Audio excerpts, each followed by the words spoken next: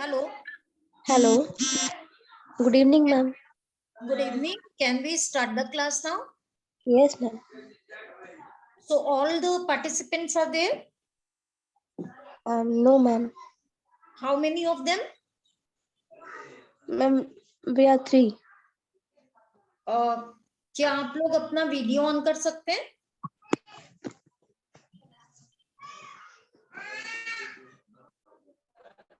और कौन Yes, कौन ma'am. है बेटा?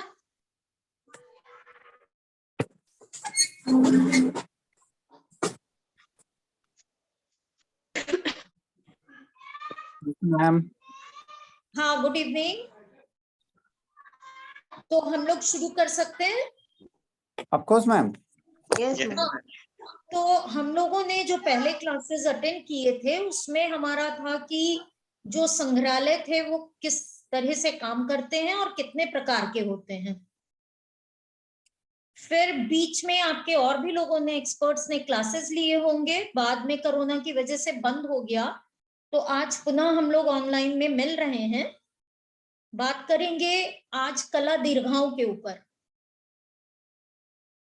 ऐसा प्रतीत होता है कि मुझे पिछले जो भी आपके क्लासेस हुए होंगे अवश्य उसमें एक्सपर्ट्स ने आपको इसके ऊपर चर्चा की होगी। तो इसी क्रम में थोड़ा सा ही ब्रीफिंग करके आज केवल इस सब्जेक्ट को, इस विषय को मैं एक ही क्लास देने के लिए इच्छुक हूं। बाकी कल और परसों जो मेरे क्लासेस होंगे उसमें मैं कला के जो तकनीक होते हैं उनके ऊपर चाहूंगी कि बात हो हम लोगों की आपस में, क्योंकि वो भी एक इम्पोर्टेंट पार्ट है। गुड इवनिंग देवेंद्र जी, गुड इवनिंग। हाँ, नमस्ते मैम। नमस्ते। तो हम आज कला दीर्घाओं के ऊपर बात कर रहे हैं। हाँ मैम। तो इसमें पहली चीज तो ये है कि सोचा जाए तो कला दीर्घाओं का इतना अधिक महत्व क्यों है। ऐसा कहा जाता है या हम सभी महसूस भी करते हैं कि ये कला दीर्घाएं कलाओं के लिए एक इम्पोर्टेंट पार्ट है। मेरी बात समझ पा रहे हैं? ऐसा क्यों माना जाता है? क्या आप में से कोई इस चीज को क्लियर करेगा? किसी को अंदाज है?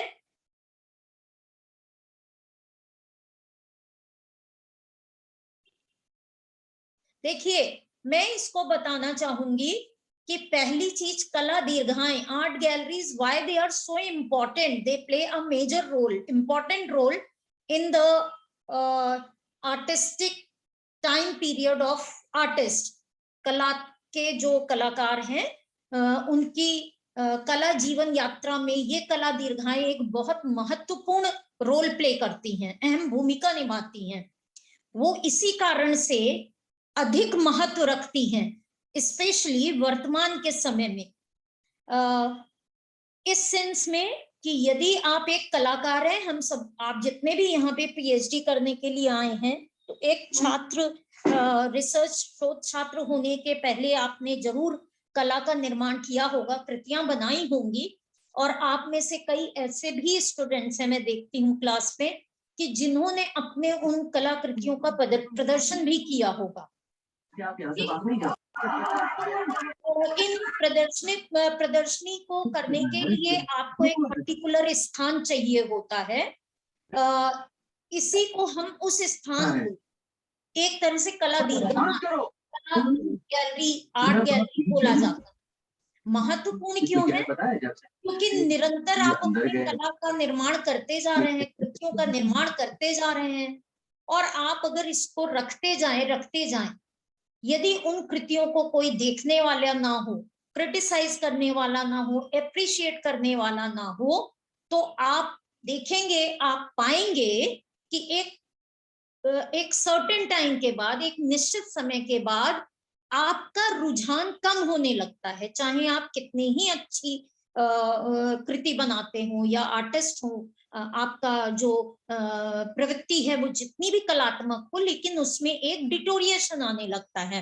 क्योंकि हम सभी की एक वीकनेस है, कह लेंगे, कि हमको हम जो भी काम करते हैं उसके लिए हमको मतलब जानना होता है कि क्या हम ठीक कर रहे हैं कि गलत कर रहे हैं, या हमारे में क्या क्या कमियां हैं।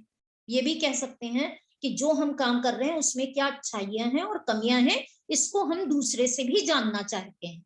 ठीक, तो ये कला दीर्घाओं का पर्पस क्या होता है, इसीलिए महत्वपूर्ण है कि कलाकारों को एक तो उनकी क्षमता का आंकलन करती हैं। कैसे? किसी भी कलाकार को वो या तो इनवाइट करती हैं for one man show, sponsor show कहते हैं हम उसको। मतलब स्पॉन्सर शो की हिंदी होगी क्या बोलेंगे उसको, प्रायोजित करते हैं, स्पॉन्सरशिप देते हैं, फाइनेंशियल प्रोग्राम। हाँ, आप कुछ कह रहे हैं? चलिए, मतलब कि इसमें स्पॉन्सर शो जो होते हैं उसमें जो भी गैलरी है या एजेंसी है, एजेंसी मीन्स मैं डिपार्टमेंट्स को भी लूंगी, गवर्नमेंट के डिपार्टमेंट्स होते हैं, आपके कल्चर डिपार्टमेंट है, आपका कोई और एक बहुत अच्छा इंडस्ट्रियलिस्ट ग्रुप होता है जो कि कलाकार को वित्तीय सहायता प्रदान कर देता है। वित्तीय सहायता क्योंकि प्रदर्शनी लगाने में काफी कुछ खर्चे आते हैं, कैटलॉग्स बनते हैं, फ्रेमिंग कराई जाती है, फिर ले जाने का लाने का किराया लगता है, तो इन सभी कामों के लिए एक अच्छा अमाउंट चाहिए होता है। तो देखिए, कला दीर्घा या तो स्वयं उस कलाकार को कहती है कि जिसको उसने देखा और जाना कि अरे इस कलाकार का काम बहुत अच्छा है, तो वो उनको एक ऑफर करते हैं कि भाई हम आपका वर्क जो है अपनी गैलरी में शो करना चाहते हैं और हम इसकी स्पॉन्सरशिप करेंगे। मतलब तो पूरा जितना भी फाइनेंशियल खर्चा होगा वो कौन करेगा, वो कला दीर्घा जिसने उसको इनवाइट किया। अब वो आयोजित करते हैं इस कला प्रदर्शनी को, प्लस उसको कवरेज दिलाते हैं। कवरेज मतलब पब्लिक, मतलब उसकी पब्लिसिटी थ्रू मीडिया। मीडिया आप पता ही है, मुझसे ज्यादा आपको आज के मीडिया के बारे में पता है कि कैसे प्रेसेस को और न्यूज चैनल्स को, बाकी डिजिटल माध्यम के थ्रू भी जो भी टेक्नोलॉजीज हैं सोशल, उसमें उसको यूज करके उसको हाईलाइट किया जाता है कि इस अमुक चित्रकार की कलाकृतियों की प्रदर्शनी इस दीर्घा में लगी हुई है और इसके ये बेनिफिट्स हैं, या इनके कार्यों का ये अच्छा पक्ष है या बुरा पक्ष है। क्रिटिसिज्म भी किया जाता है। आपने देखा होगा कई कलाकारों मतलब कला समीक्षक भी होते हैं। है वो एक अलग इशू है, लेकिन हम आज कला दीर्घा की जब बात करते हैं तो कला दीर्घा का प्रमुख उद्देश्य होता है कि कलाकार के बीच के मतलब कलाकार की जो कृतियां हैं उसका काम और समाज के बीच में पहुंचाने के लिए एक सेतु की तरह वो कार्य करता है, एक ब्रिजिंग का काम करता है। ठीक, क्योंकि कलाकार निर्मित तो कर देगा लेकिन उसके पास इतनी व्यवस्था नहीं हो सकती कि वो स्वयं उनको हाईलाइट कर सके। अब अगर हम बात करते हैं तो इसमें क्या होता है कि कला दीर्घाओं में भी कई सारे मतलब वेराइटीज हैं, मतलब वेराइटीज कह लेंगे या उनके टाइप्स कह सकते हैं, कितनी तरह की कला दीर्घाएं होती हैं। तो मैंने अभी एक शब्द यूज किया था आप लोगों के उसमें बात करते समय कि फाइनेंशियल, तो फाइनेंशियल कैटेगरीज के हिसाब से फाइनेंशियल बहुत बड़ा मैटर होता है। उसी के आधार पर कई सारी कला दीर्घाओं की कैटेगरीज बन जाती हैं। जैसे 4 तरह की होती हैं मुख्य रूप से। हम उन कला दीर्घाओं के विषय में जो बात कर रहे हैं तो उसमें 4 तरह की जो दीर्घाएं होंगी वो आपकी एक होती है ये नॉन प्रोफेशनल, एक होती है प्रोफेशनल, दूसरा एक होती है non professional is a type of a commercial, sorry professional type of gallery is a commercial gallery. ठीक है, अभी इसको मैं विवेचना कर दूंगी आपके लिए। और एक होती है कि आर्टिस्ट रन इनिशिएटिव गैलरीज, इसको भी अभी बताऊंगी मैं आपको।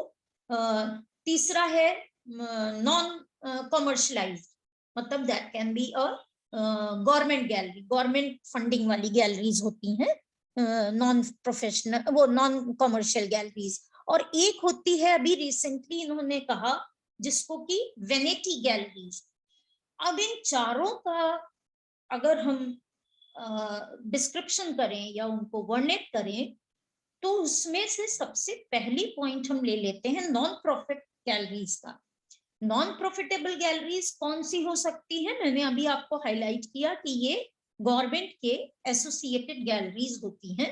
तो क्या मुझे आप कुछ गैलरीज ऐसी बता सकते हैं जो नॉन प्रॉफिटेबल हो?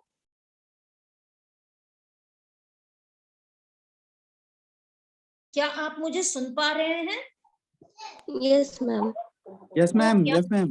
हाँ, कुछ गैलरीज जो नॉन प्रॉफिटेबल गैलरीज होती हैं, क्या उनका कुछ हमको बताया जा सकता है आपके द्वारा? Yes, ma'am. National Gallery. हाँ, नेशनल गैलरी, ललित कला एकेडमीज, मतलब वेरी नाइस। ये मैंने पिछले अपने जो म्यूजियम के क्लासेस लिए थे संग्रहालय वाले, उसमें भी मैंने आपको ये चीज क्लियर की थी कि संग्रहालय भी इसी तर्ज पे होते हैं, इसी तर्ज पे वर्गीकृत किए गए हैं या रखे गए हैं, मतलब उनको सेपरेट किया गया है। तो 4 तरह की जो गैलरीज हैं उनमें से नॉन प्रॉफिटेबल गैलरीज, जो कि हमने अभी मतलब इसमें जाना, आपने सही बोला कि गवर्नमेंट की फंडिंग गैलरीज होती हैं मेनली, जैसे कि ललित कला एकेडमी। ये ललित कला एकेडमी एक हमारी नेशनल आर्ट गैलरी है, सभी को आप में से सबको पता होगा, ये हमारी दिल्ली में है।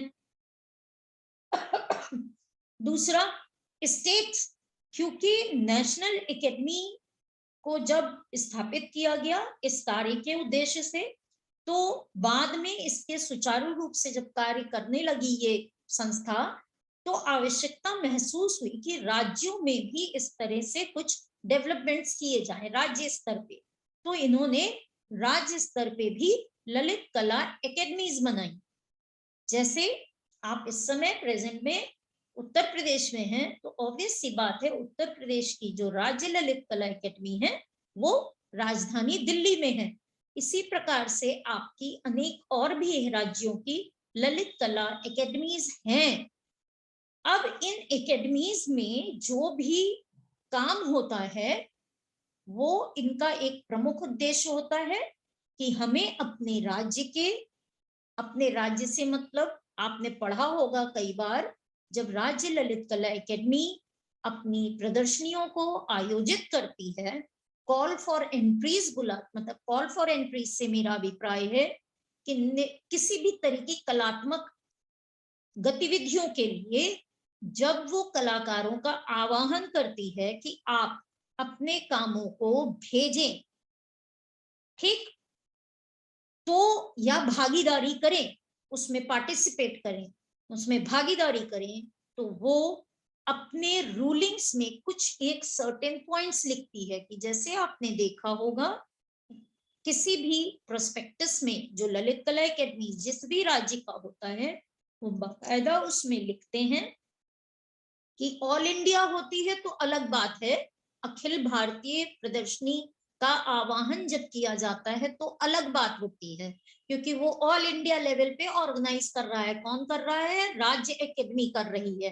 किंतु यदि वो राज्य ललित कला एकेडमी, यदि ये संस्था अपनी वार्षिक प्रदर्शनी करती है, कला की प्रदर्शनी करती है, तो उसके नियमों में, उसके रूलिंग्स में खास तौर से आप गौर करिएगा लिखा होता है कि या तो जो भी पार्टिसिपेटिंग आर्टिस्ट है वो कुछ वर्षों की उसमें अनिवार्यता कर देते हैं कि इतने सालों से इस राज्य में रह रहा हो, परमानेंट निवासी हो, अथवा जन्म से वो इस राज्य का नागरिक हो। आप गौर करिएगा, आप उसमें देखिएगा ये रूलिंग होती है। तो ये जो राज्य एकेडमी है, गवर्नमेंट फंडिंग वाली राज्य एकेडमी, इनका काम होता है कि हमारे यहाँ के जो भी संबंधित, मतलब संबंधित कह लें या पनपे हुए आर्टिस्ट या जन्मे हुए आर्टिस्ट हैं या निवासी हैं हमारे राज्य के कलाकार, उनको हमें एक अच्छा पेडेस्टल देना है। पेडेस्टल देने का हिंदी का कन्वर्जन करना मेरे लिए मुश्किल है, मतलब एक आधार देना उनको, उस चीज के लिए आगे बढ़ने के लिए एक आधार देना, या एक उनको क्या कहेंगे, उनका आगे बढ़ने के लिए, कलात्मक क्षेत्र में आगे बढ़ने के लिए एक प्रशस्त मार्ग को प्रशस्त करना है, ये पेडेस्टल देने का काम नॉन प्रॉफिटेबल गवर्नमेंट गैलरीज करती हैं, वो किसी भी राज्य की हो या देश की हो, जैसे भी। अब आप अगर देखें इसी का विस्तृत रूप कौन सा है, नेशनल एकेडमी। नेशनल एकेडमी कैसे करती है? नेशनल एकेडमी जो भी अपनी एक्टिविटीज को, गतिविधियों को करती है, 1 वर्ष में, 2 वर्ष में, 4 वर्ष में, जिस भी समय में, तो उसका अपना उसमें लिखा होता है कि सभी के लिए ये ओपन है जो भी इस कंट्री का नागरिक है। ठीक, अब उन्होंने कॉल फॉर एंट्री किया और उसमें वो अपनी वार्षिक प्रदर्शनी, आपने सुना होगा, नेशनल आर्ट एग्जीबिशन आयोजित होती है, हर साल आयोजित होती है, उसमें भागीदारी होती है। और फिर उसके पश्चात ये जो नेशनल एकेडमी है, इन लोगों की गैलरीज की एक और खासियत होती है कि यदि जैसे आप लखनऊ में देखिए तो राज्य ललित कला एकेडमी या गैलरी, आप अगर कलाकार हैं, उत्तर प्रदेश के कलाकार हैं, और आप उनसे संपर्क करते हैं कि हमको एक प्रदर्शनी आयोजित करनी है अपनी चित्रकला की, तो आपको न्यूनतम शुल्क के ऊपर कला दीर्घा को दिया जाता है। वो शुल्क ऐसा होता है जिससे कि उनको कोई प्रॉफिट नहीं हो रहा है। वो शुल्क आपका ये होता है कि जैसे गैलरी में जो लाइट की व्यवस्था है और भी जो चीजें उसमें यूज होती हैं, उसके चार्जेस होते हैं, and that is also some of the part of that money is refundable. तो इन्होंने आपको एक सपोर्ट के तहत दे दिया। ठीक, अब जो नेशनल एकेडमी है वो आपको 2 तरह से कर, और हाँ, राज्य एकेडमी भी आर्टिस्ट के प्रमोशन के लिए, कलात्मक अभिव्यक्ति को और अच्छा एक सहारा देने के लिए, उसको प्रमोट करने के लिए विभिन्न तरह की छात्रवृत्तियां भी देती है। आप में से कई लोगों को ये बात पता होगी कि लखनऊ एकेडमी या और भी स्टेट एकेडमीज भी राज्य स्कॉलरशिप, मतलब स्टेट स्कॉलरशिप देती हैं। उनकी संख्या हो सकता है 1 वर्ष में 10 आर्टिस्ट को देने की, या 15 आर्टिस्ट को, मेरे टाइम में 10 आर्टिस्ट को दी जाती थी।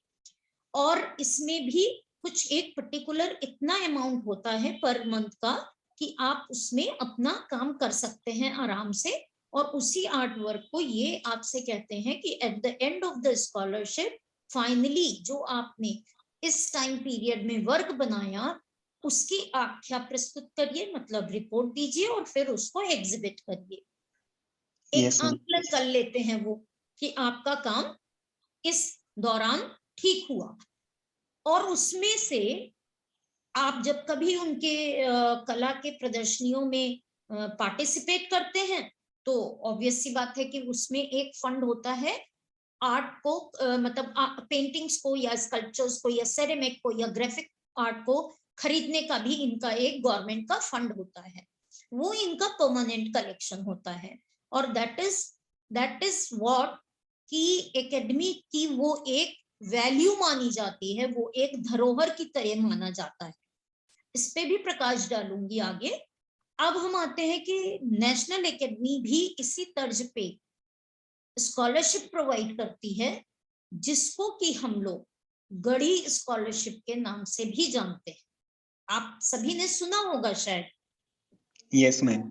Yes ma'am. इस स्कॉलरशिप के तहत भी इंडिया के कई लोगों से वो एंट्रीज मांगते हैं, उसमें फॉर्म भर के अप्लाई किया जाता है अपने आर्ट वर्क के फोटोग्राफ्स के साथ में।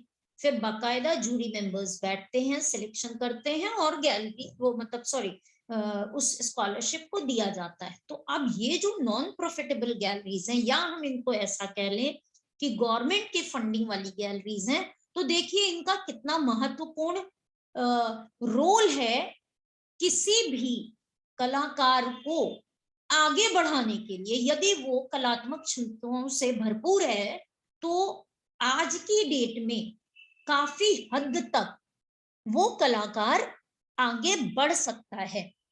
कैसे? इन फंडिंग्स के द्वारा बढ़ सकता है। पहले क्योंकि जितनी भी हमारी सामग्री है वो बहुत एक्सपेंसिव है, तो ये तो बहुत नेचुरल सी बात है कि इतनी एक्सपेंसिव सामग्री सभी लोग एफोर्ड नहीं कर सकते हैं, और ऐसा भी नहीं है कि बहुत रिच आदमी ही बहुत अच्छा कलाकार होगा और गरीब आदमी नहीं हो सकता, लेकिन सभी को एक समान पेडेस्टल देना, एक समान ट्रीट करके कि नहीं, यदि किसी के पास आर्थिक तंगी है पर उसका कलात्मक कार्य है तो ये एकेडमीज उसको छात्रवृत्ति देती हैं और उसको पूर्ण रूप से काम करने के लिए प्रेरित करती हैं, अवसर देती हैं। तो ये गैलरीज बहुत महत्वपूर्ण हैं किसी भी कलाकार के जीवन में, क्योंकि पहले, अब मैं इसी संदर्भ में मैंने पहले भी बताया था संग्रहालय से रिलेटेड कि कैसे लोअर म्यूजियम में किसी भी कलाकार, जो आज हम जिनको मास्टर्स कहते हैं, उनके काम नहीं है, लेकिन आपको पता है कि उस समय क्योंकि गैलरीज फंडिंग नहीं करती थी, जो आपके ये म्यूजियम्स थे वो फंडिंग नहीं करते थे, वो सब किसके अधीनस्थ थे, किसके दबाव में रहते थे, सारे के सारे दबाव में रहते थे राजाओं के, वो राज आश्रित थे। तो इस कारण से क्या होता था, आपने पढ़ा होगा, कई उसमें लेखों में पढ़ा होगा, और यदि क्योंकि आप एक शोध छात्र के रूप में हैं, छात्राओं के रूप में यहाँ पे हैं, तो मैं चाहती हूँ कि आपके पास ऐसी चीज है आपके हाथ में कि you can explore a lot. Internet पे आप अगर किसी भी टॉपिक को डालते हैं, you will get a very good information, जो कि हम लोग पहले बुक्स में ढूंढ करके पढ़ते थे। तो मैं उस रिलेवेंस में कह रही हूँ इस बात को कि आप अगर देखिए तो पहले के कलाकारों का जीवन अति कष्टमय रहा, खासतौर से वो एक कलाकार जिनको हम आज बहुत सम्मान से उनके कार्यों को देखते हैं, और लोअर म्यूजियम में उनके काफी काम संग्रहित हैं। इनमें से आप में से जैसे विंसेंट वैन गॉ हैं, इनको आप देखिए, why he has been gone through a traumatic life. क्यों? क्योंकि आर्थिक तंगी थी, उसका छोटा भाई उसको आर्थिक सपोर्ट दे रहा है, जो कि कहीं ना कहीं उनके आत्मसम्मान के ऊपर एक थोड़ा सा उसको गिल्ट फील होता था कि मेरी अर्निंग नहीं है, थियो मुझे सपोर्ट करते हैं। प्लस डिप्रेशन का शिकार इसी कारण से हुए। तो शायद उस समय अगर गैलरीज अपना ये रोल निभा रही होती कि इस तरह के जो चित्रकार थे उनको सपोर्ट करते, ये आर्थिक रूप से भी मानसिक रूप से भी, तो शायद मुझे ऐसा लगता है कि शायद इतनी जल्दी कुछ कलाकार जिनको हम बहुत मतलब हाइट पे मानते हैं, मतलब वो चरम पे हैं उनकी कलात्मक अभिव्यक्ति, वो कलाकार आज शायद काफी लंबे समय तक जीवित रहते और अपने और भी उत्कृष्ट कार्य कर चुके होते। खैर, अपार्ट फ्रॉम दिस, अब हम आते हैं जो हमारी प्रॉफिटेबल गैलरीज होती हैं। प्रॉफिटेबल गैलरीज कैसी होती हैं? आपने देखा होगा कि कई प्राइवेट गैलरीज होती हैं, या तो हम इनको कहें कि प्राइवेट गैलरीज। इनमें होता क्या है कि जैसे एग्जांपल दूंगी मैं, प्रॉफिटेबल गैलरीज में मान लीजिए आपकी कुछ एक गैलरीज हैं, दिल्ली की हैं या बॉम्बे की हैं, वो गैलरीज आपकी आपने उनसे संपर्क किया कि हमको प्रदर्शनी लगानी है, तो उन्होंने कहा ठीक है, आपको इतना अमाउंट हमारी फीस के रूप में देना है। उन्होंने फीस के रूप में दिया आपने, और उसके पश्चात उन्होंने आपको केवल एक स्पेस दे दिया। स्पेस का मतलब जगह दे दी जिसमें आपने अपने सारे वर्क को टांग दिया। प्रॉफिट गेन करने के लिए ये गैलरीज ये जरूर करती हैं कि इनके संपर्क में धनाढ्य लोगों की एक क्रय करने की सूची होती है, परचेजिंग लिस्ट होती है इनके पास, जो जिनको हम लोग कहते हैं आर्ट कलेक्टर्स बेसिकली। तो ये प्राइवेट गैलरीज वालों के अपने अपने संपर्क के बड़े बड़े रईस लोगों की एक सूची होती है, और ये उसी तर्ज पे उनको प्रमोट करने, मतलब प्रमोट क्या, अपने गैलरी के बेनिफिशियल उसके लिए ये लोग उन सूची वाले धनाढ्य लोगों को संपर्क करते हैं और बाकायदा इनवाइट करते हैं। अब ये इनमें से आर्ट कलेक्टर्स आते हैं कई सारे, और अनुबंध हो जाता है। अनुबंध मतलब ये एक म्यूचुअल अंडरस्टैंडिंग होती है, एग्रीमेंट होता है किसी भी कलाकार और क्या कहते हैं आर्टिस्ट के बीच, सॉरी गैलरी ओनर के बीच में, कि भाई ठीक है, आपका अगर वर्क सेल आउट होता है तो कुछ गैलरीज ऐसी हैं जो 15% का कट आउट कमीशन लेती हैं, दैट इज वर्क, मतलब literally it is called commission. तो अगर आपका वर्क बिका मान लीजिए, तो हम वो गैलरी ओनर, आपको ओनर है या जो भी रन कर रहे हैं उनके स्टाफ मेंबर्स, वो आपको क्लियर कट बता देते हैं कि see if your work has been sell, मतलब will be sold out, we are going to take इतना % ऑफ, क्या कहते हैं आपका, हम इसमें से इतना ले लेंगे। ये बात क्लियर हो जाती है।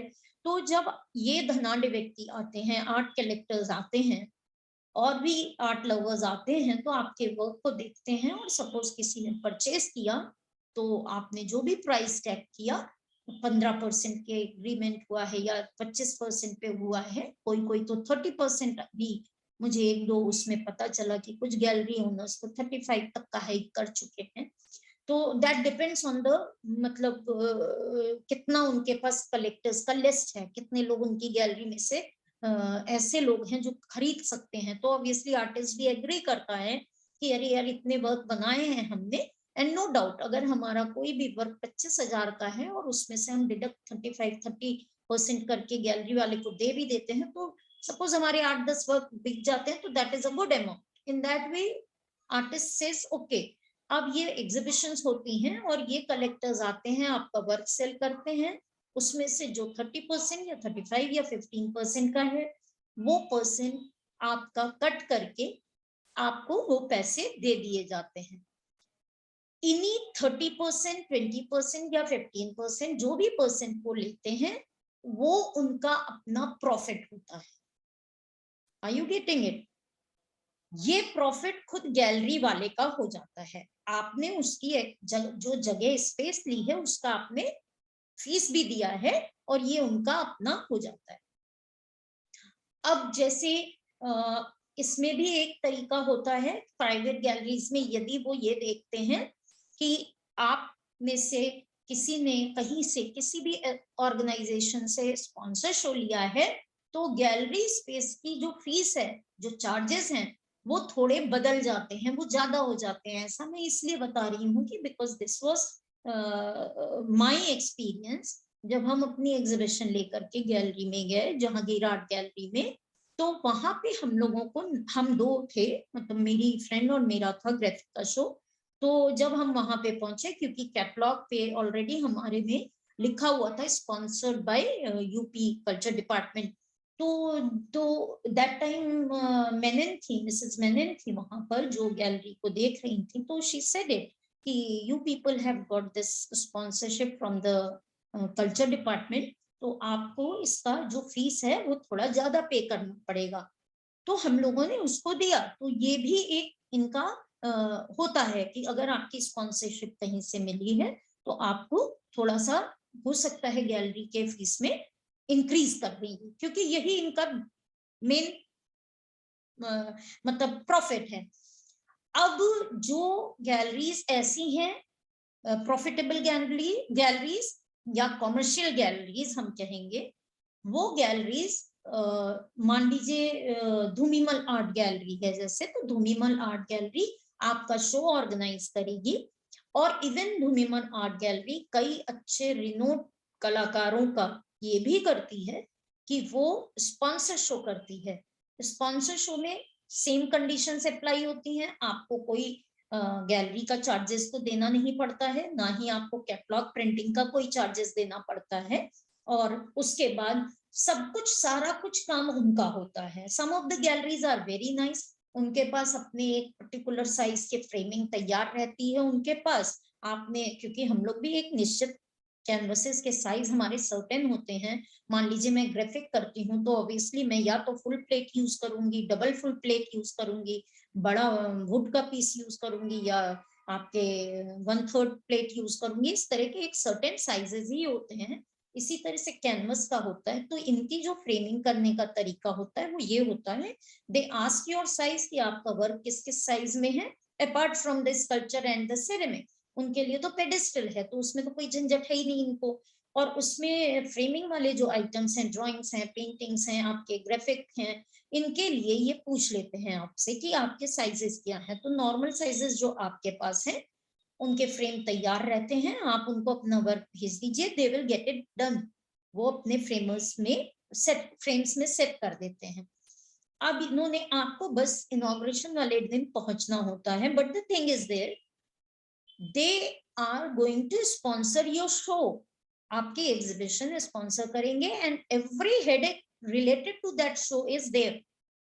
आपको कुछ नहीं करना है, the inauguration day you have to be there, आपको वहां पहुंचना है बस। और बाकी कैसे प्रेस मीडिया को बुलाया जाएगा, कैसे मतलब न्यूज वालों को करना है, वो सारा हैंडल आउट ये खुद गैलरी ओनर्स कर, मतलब गैलरी जो भी रन कर रहा है वो ओनर करे या उनके सबऑर्डिनेट्स करें, ये वो उनका सरदर्द है, आपको पहुंचना है। अब एक यहाँ पे चीज आती है कि जब इन्होंने सारा कुछ आपका करा और इनकी ही मतलब कस्टमर लिस्ट भी इन्हीं के पास है, क्योंकि बायर्स इन्हीं के होते हैं उसमें, तो जो भी बायर आपका वर्क लेता है, तो ऐसी स्थिति में कुछ गैलरीज 50% तक का आपका मनी का विड्रॉल करते हैं। मतलब कि मान लीजिए आपकी पेंटिंग 50,000 की है, तो लगभग 20-25,000 वो उनका होगा, दैट इज फॉर श्योर।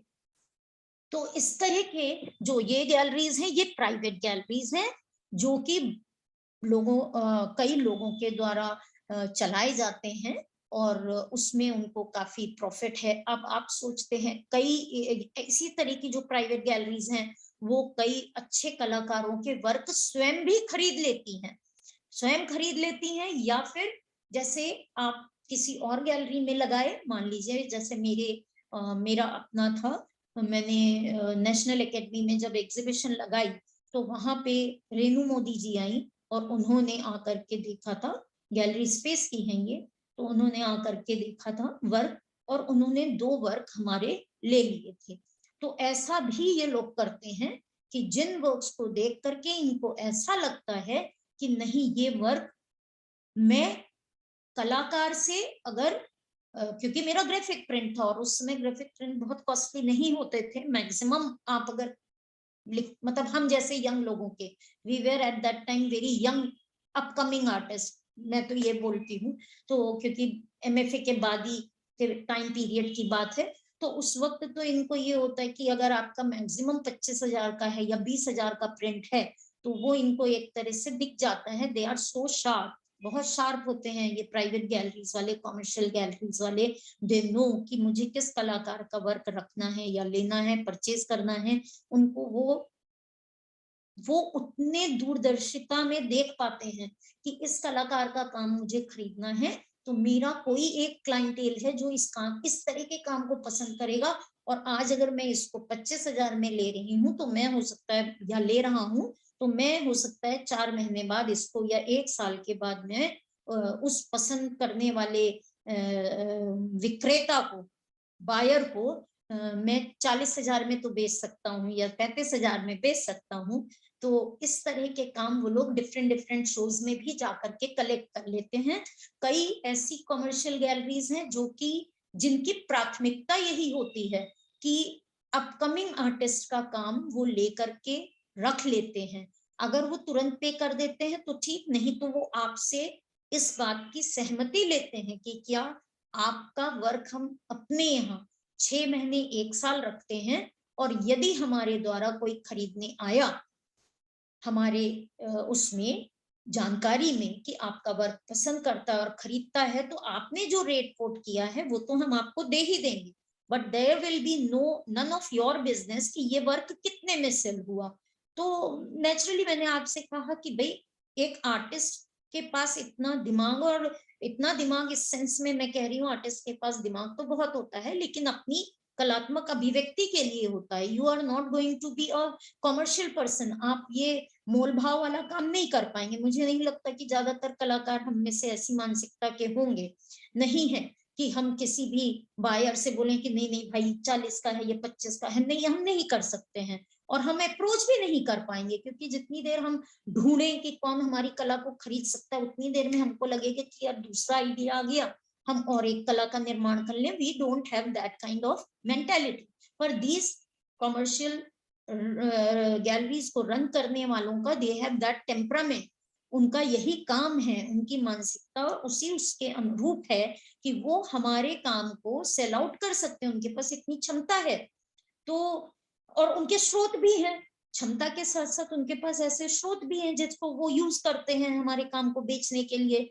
तो ये जो गैलरीज हैं वो हमारे मतलब हमारे इन द सेंस में स्वयं को भी इंक्लूड करते हुए कि मैं हमारे कलात्मक कार्यों को बेचते हैं और बेच के फिर क्या करते हैं, ऑब्वियस सी बात है वो जनता तक जा रहे हैं।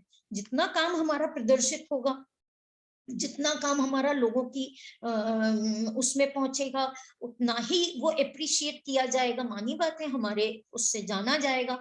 तो ये जो है ये एक ब्रिज का काम करते हैं, ठीक, हमारी आवश्यकताओं की पूर्ति करते हैं इस तरह के जो नॉन कॉमर्शियल और कॉमर्शियल गैलरीज हैं वे। अब हमने आपको कहा कि एक और प्रमुख तरह की गैलरी होती है जो कि जिसको हम आज की डेट में कहते हैं वैनिटी गैलरी। ये शब्द इन्हीं दिनों में से है, अभी इतना ज्यादा नहीं प्रचलित था हमारे टाइम में, ये इसी बीच में इनका आया है। तो इनका ये होता है कि कुछ गैलरी वालों ने ये कर दिया है कि कमीशन वर्क पे, जैसे कमीशन में क्या बोलेंगे उसको, कोई बता सकता है कमीशन के सेंस में?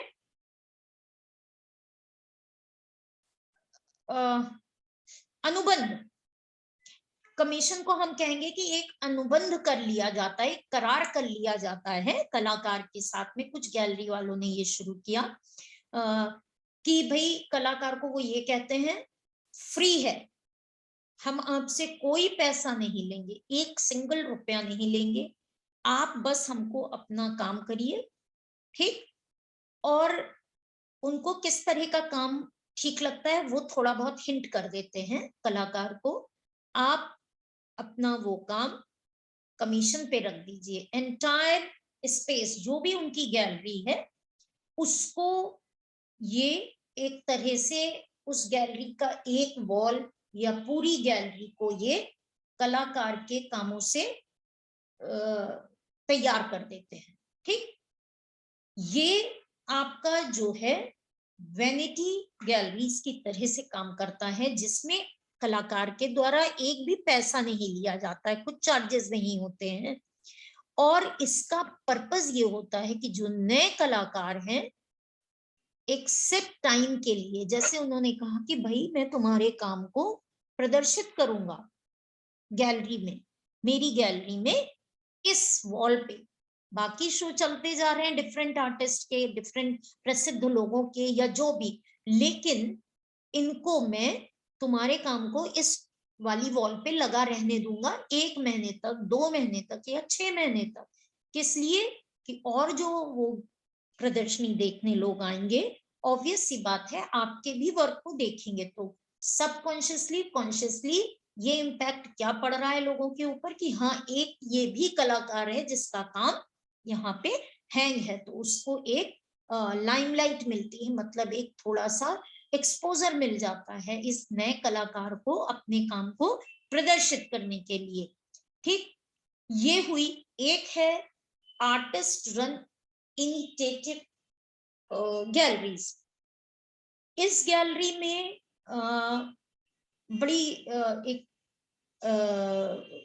अच्छी चीज है, या ये कह लें कि क्योंकि रिक्वायरमेंट होती है तो बोला जाता है कि जहाँ पे आवश्यकता ज्यादा होती है, जिस तरह की होती है, और अगर एक जैसी आवश्यकता है तो 4 लोग जल्दी एक साथ इकट्ठे हो जाते हैं। तो इसमें जो आर्टिस्ट रन इनिशिएटिव वाली कला दीर्घा है उसका अभिप्राय ये है कि जैसे हम 5 आर्टिस्ट हैं जो, या 4 हैं या 2 हैं, नंबर काउंट नहीं करता, आप 2 भी हो सकते हैं, आप 6 भी हो सकते हैं, आप 4 भी हो सकते हैं। ये क्या करते हैं, ये कहते हैं कि हम सब एक साथ आ गए, ठीक, और उसके बाद 4 हुए या 2 हुए या 5 हुए, हम लोग एक साथ हैं, हम लोग खुद एक गैलरी रन करेंगे। अब एक गैलरी को रन करने के लिए क्या महत्वपूर्ण है? सबसे पहला है वित्तीय पार्ट, सेकंड है स्पेस। तो ये जो 2 रिस्पॉन्सिबिलिटीज हैं, इन दोनों रिस्पॉन्सिबिलिटीज को यदि वो 4 हैं तो वो आपस में डिवाइड कर लेते हैं, ठीक? और या फिर वो 6 है तो वो कर लिया। अब इसमें ये आर्टिस्ट को इसमें आर्टिस्ट को क्या करेंगे, जब इन्होंने अपनी रिस्पॉन्सिबिलिटीज कर ली, अपने आप से सारी चीजों को मैनेज किया, तो ऑब्वियस सी बात है कि इनका जो भी, इनके ऊपर किसी तरह का कोई गैलरी का दबाव नहीं पड़ेगा। ये स्वच्छंद हो गए, अपने काम को प्राइसिंग के लिए, डिस्प्ले के लिए जिस भी तरीके से चाहेंगे ये उसको प्रदर्शित कर सकते हैं, ठीक है? अच्छा, अब इसमें एक चीज होती है कि क्योंकि इसमें 4 या 3 लोग जुड़े हुए होते हैं, अब उसमें क्या हुआ कि यदि किसी 2 आर्टिस्ट का वर्क बिका या 1 आर्टिस्ट का वर्क बिका, तो ऑब्वियसली परसेंटेज ऑफ जो प्रॉफिट है वो मतलब बटेगा ना, तो वो किसी एक के पल्ले में कम आया, इतना बस इसका एक वो है। अदरवाइज ये एक काफी मतलब वैसी प्रैक्टिस में आ रहा है, लोग इसको भी इंडल्ज करके चला रहे हैं। अभी तक जो हमने आपको बताया उसमें जैसे ये आपकी आर्टिस्ट रन इनिशिएटिव गैलरीज हो गई, वेनिटी गैलरीज हो गई, नॉन प्रॉफिट और कमर्शियल गैलरीज हो गई, इनमें से किसी भी प्रकार का यदि आपको कोई भी जिज्ञासा है, प्रश्न है, तो आप पूछिए, मुझे अच्छा लगेगा। 5 मिनट के लिए ब्रेक कर सकते हैं हम लोग।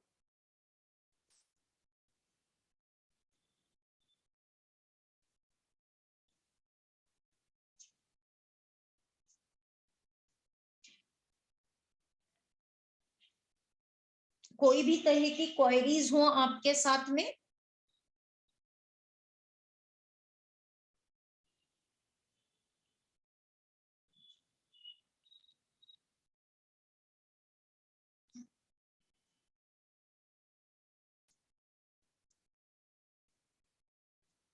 क्या मुझे जैसे आपने कानपुर शहर में भी देखा है, यहाँ पे भी गैलरीज हैं, तो आप में से कितने लोग हैं जो कि गैलरीज को विजिट किए हैं?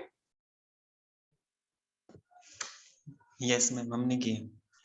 कौन सी गैलरी कानपुर में भी है? मैम लखनऊ की ललित कला में भी मैम सेकंड ईयर में शो किया था, खुद ही वेब शो। और चंडीगढ़ में भी है, चंडीगढ़ ललित कला एकेडमी और पंजाब कला भवन। और दिल्ली में भी है, त्रिवेणी है, और आईफेक्स गैलरीज है, वहां पे भी विजिट किया मैम। हाँ। और भारत भवन की है मैम। बिल्कुल। अब जैसे मैंने देखिए कितना अच्छा होता है जब हम लोग इस तरह से आपस में इंटरेक्शन कर लेते हैं, तो कुछ पॉइंट्स ऑब्वियस सी बात है, क्योंकि मैं किसी भी तरीके से वो रिटन मैटर आपको देख के नहीं बोलती हूँ। और खास तौर से शुभम से जब मेरी बात हुई ऑनलाइन क्लास लेने के लिए, तो मैंने शुभम को यही बात बोली कि यार मुझे बहुत अनकंफर्टेबल लगता है, क्योंकि उसमें मैं ही बोल रही हूँ। मुझे फिजिकली जब सामने होते हैं लोग तो मुझे एक्सप्लेन करने में ज्यादा ठीक रहता है। तो खैर फाइनली ये हुआ कि नहीं, वीडियो ऑन करा देंगे, तो एक इंटरेक्शन के साथ में कुछ पॉइंट्स आपने, जैसे अभी मैंने जब प्रश्न किया तो बहुत अच्छा पॉइंट आपने उठाया। आपने कहा आईफेक्स वाली गैलरी आपने विजिट की है, तो बहुत ये एक अच्छी चीज आपके सामने आई जो मुझे बताना चाहिए था और मैं मिस कर गई थी। देखिए, जो मैंने अभी आपको आर्टिस्ट इनिशिएटिव वाली बताई चीज, वो एक परिष्कृत रूप है, मतलब एक मॉडिफाइड रूप है आईफेक्स गैलरी, क्योंकि AIFACS is a society, basically artist society है ना। उसने उस चीज को इतने स्ट्रांगली पुटअप किया। शुरुआत हुई उनकी थोड़े लोगों के साथ में, और उस चीज में जुड़ते जुड़ते उन्होंने धीरे धीरे एक्टिविटीज कराई। ये पॉइंट बहुत अच्छा था कि नॉन प्रॉफिटेबल गैलरीज एक तो गवर्नमेंट की भी होती हैं और एक स्वयं आर्टिस्ट ने कुछ सोसाइटीज बना के जिनको या ग्रुप बना के शुरू करा। इस संदर्भ में जैसे आपने आईफेक्स का नाम लिया, it is a wonderful thing that you went to that place. ये एक ऐसी संस्था है, सोसाइटी है बल्कि मैं कहूंगी, जिसने की काफी काम किया आर्ट वर्ल्ड में, एक्टिविटीज खास तौर से, जैसे इनके रेगुलर मतलब एग्जीबिशंस का होता है और उन एग्जीबिशंस में ये 10 अवार्ड्स भी डिक्लेयर करते हैं। हाँ, अब आप ये देखिए, इस चीज को मैनेज करना, it is a very big thing. ठीक, कि कैसे हम यंग आर्टिस्ट को या कैसे हम जो कला में अच्छा काम कर रहे हैं उसको कैसे प्रोत्साहित करें। तो डिफरेंट तरीके के ऑनरेबल मेंशंस होते हैं, अवार्ड्स होते हैं, तो Yes, ये सारी चीजें बहुत कुछ काउंट करती हैं। और ये जो मोटिवेशन का काम है, 2 तरीके से होता है। एक आपने देखा होगा, हम लोग अपने भाषा में, हम अपने जब हम अपनी फील्ड में बात करते हैं तो हम लोग ऐसे बोलते हैं कि यार ये तो सेलेबल आर्टिस्ट है। सेलेबल आर्टिस्ट मतलब जिसका काम बिकने योग्य है। yes, ठीक, और एक हम कहते हैं नहीं, this person is a truly artist, मतलब उसका वर्क नॉन सेलेबल है, इतना सेल नहीं होगा, पर उसका आर्ट वर्क एक्सप्रेशन वाइज या उसमें जो आर्टिस्टिक एलिमेंट्स हैं, एक कनेक्टिविटी है, वो बहुत होगी। वो सेल नहीं होगा लेकिन वो एक्चुअल आर्टिस्टिक वर्क होगा। तो जो ये आईफेक्स है, या आपका पंजाब का भी एक है ग्रुप, फाइन आर्ट करके उसका है, फाइन आर्ट अमृतसर में है वो, मुझे उनका पूरा नाम नहीं याद आ रहा है, फाइन आर्ट एकेडमी कुछ करके है Amritsar, all India fine arts करके हाँ कुछ है। हाँ, Yes, कुछ ऐसे ही है उनका भी। तो अमृतसर में है ये भी आप, उनकी भी एनुअल एग्जीबिशंस होती हैं, उनमें आप अगर वर्क भेजते हैं तो ये जो नॉन प्रॉफिटेबल इस तरह की जो एजेंसीज हैं, वो सॉरी गैलरीज हैं, वो आर्टिस्ट को एक प्रमोट करती हैं, एक सपोर्ट करती हैं, उनका मॉरल बूस्टिंग करती हैं by giving them exposure, number 1, by giving them awards, scholarships, इस तरह के कामों में करते हैं, है ना। या आपने सुना होगा आर्टिस्ट कैंप लगते हैं। यस मैम, मैं भी एक सोसाइटी से जुड़ा हुआ हूँ, हरियाणा में है कला उदय सोसाइटी। तो अभी हमारे पास गैलरी तो नहीं है, लेकिन हम भी ऑल इंडिया लेवल पे एग्जीबिशंस करवाते हैं ताकि हरियाणा में और अवेयरनेस हो कला को लेके।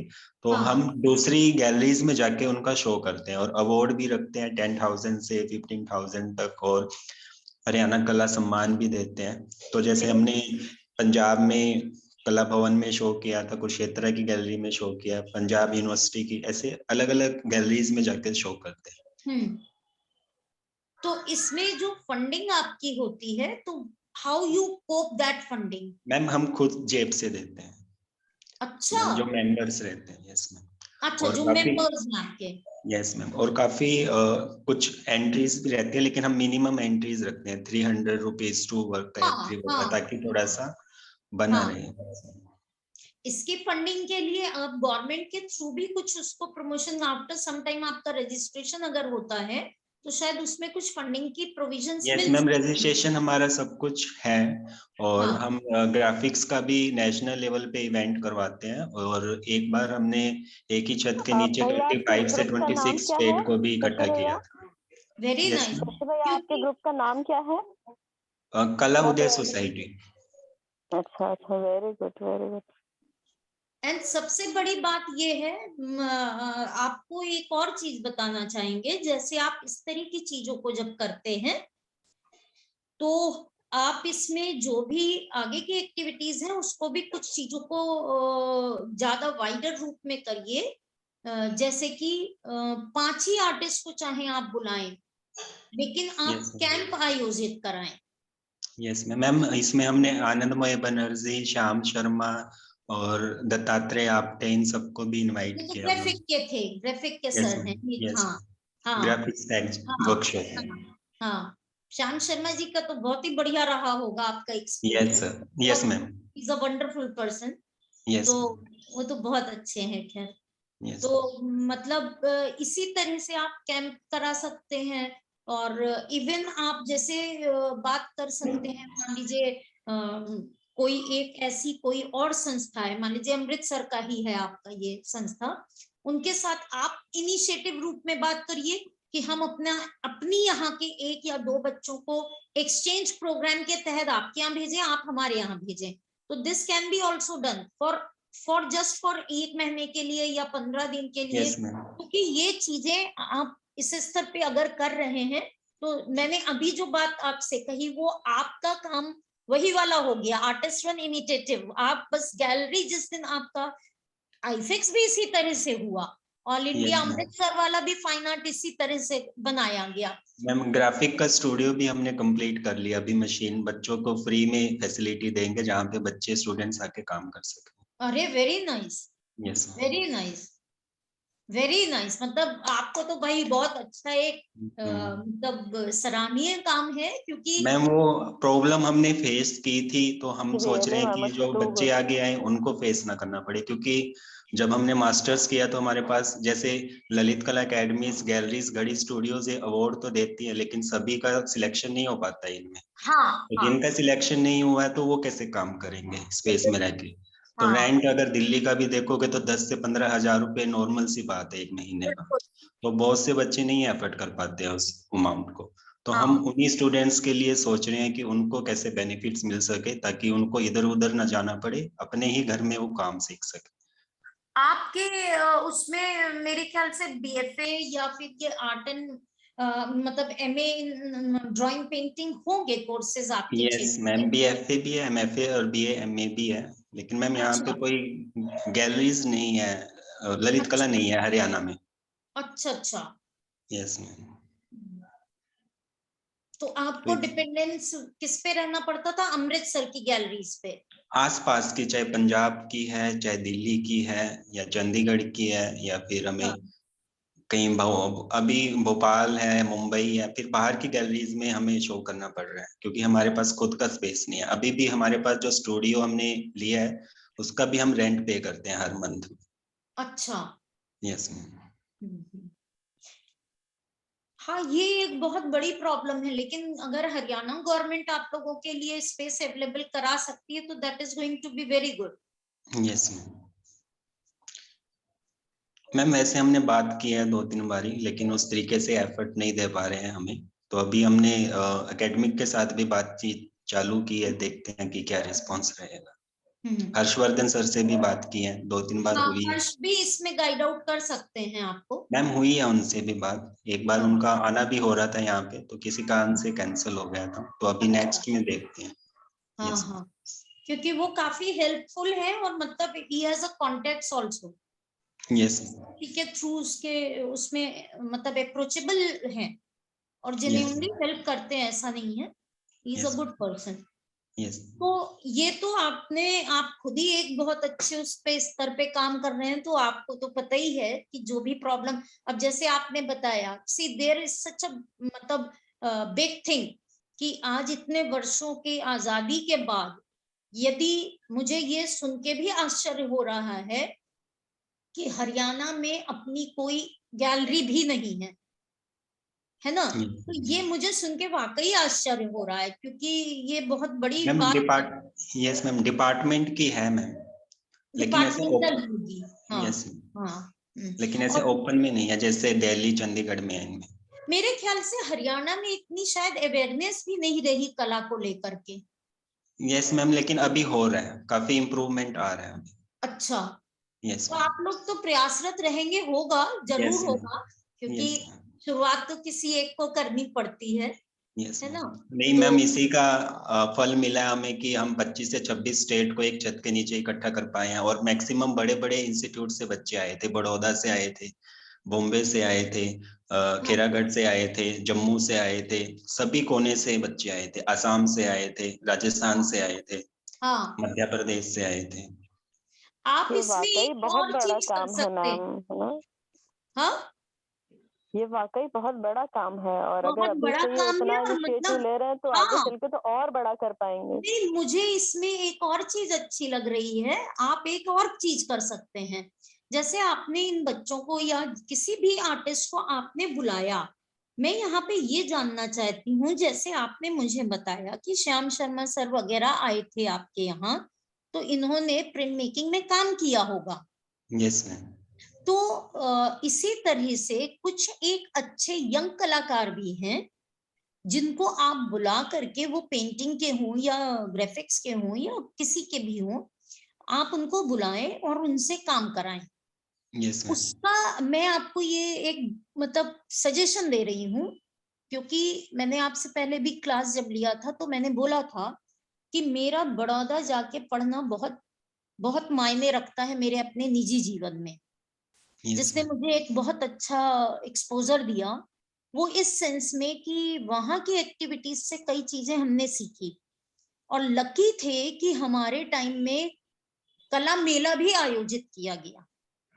Yes ma'am. तो कला मेला था आर्ट फेयर।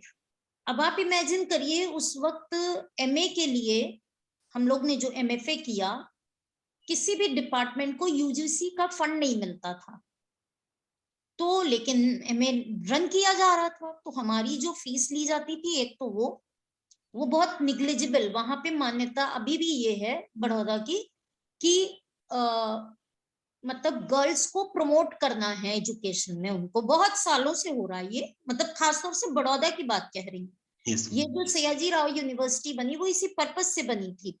तो उन्होंने क्या किया कि हम लोगों की फीस से एक उनका मीट आउट होता था, जो भी मटेरियल आप जानते ही हैं, अब तो आपको बताने की जरूरत नहीं पड़ेगी कि कैसे ग्राफिक में केरोसिन भी चाहिए होता है, इंकिंग भी चाहिए होती है, सभी चीजें है ना, एक्वाटेंट बॉक्स हो गया, फेल्ट्स हो गई, मतलब there are so many things. और हर चीज में आपका फाइनेंशियल मैटर खड़ा हो जाता है बीच में आके, जैसे आपका ये नाइट्रिक एसिड हो गया, सब चीजें। तो स्थिति ये थी कि अब ये फीस से हमारा जो मीट आउट होता था, और हर 2 साल के बाद कला मेला का आयोजन करती थी फैकल्टी, इसमें पूरी फैकल्टी इन्वॉल्व होती थी, और हर डिपार्टमेंट के लोग अपने अपने स्तर से कुछ कुछ ऐसा सामान बनाते थे या कुछ ऐसा करते थे कि उससे पैसा अर्न हो सके, और उस पैसे से पूरा 2 साल का सामान खरीदा जाता था। समझ रहे हैं आप? Yes ma'am. तो आप इमेजिन करिए, आई वाज सो लकी कि मेरे टाइम में वो कला मेला पड़ा। तो हुआ क्या, उसमें पोर्टफोलियो बनते थे, हम आर्टिस्ट के, मतलब हम स्टूडेंट्स के, और जैसे एचिंग मेरा बहुत अच्छा था, तो यस मैम। एचिंग ज्योति भट्ट सर का बहुत अच्छा था, ठीक। तो इन लोगों के एचिंग के प्रिंट्स, अतन बसक था एक लड़का हमारे साथ में, उसका एचिंग था अच्छा। तो हम जैसे मान लो 5 स्टूडेंट हैं जिनका एचिंग वर्क अच्छा है, तो सर का ये कहना था कि 25 प्रिंट निकालने हैं तुमको, मटेरियल वही देते थे, जिंक प्लेट का एक पीस दे दिया, एक पर्टिकुलर साइज का, हर एक को मिलेगा वो, चाहे वो ज्योति सर हो, चाहे हम हो, या अतन हो, या जो भी बच्चा हो, उसमें साइज में डिफरेंस नहीं होगा, पेपर भी डिपार्टमेंट देगा।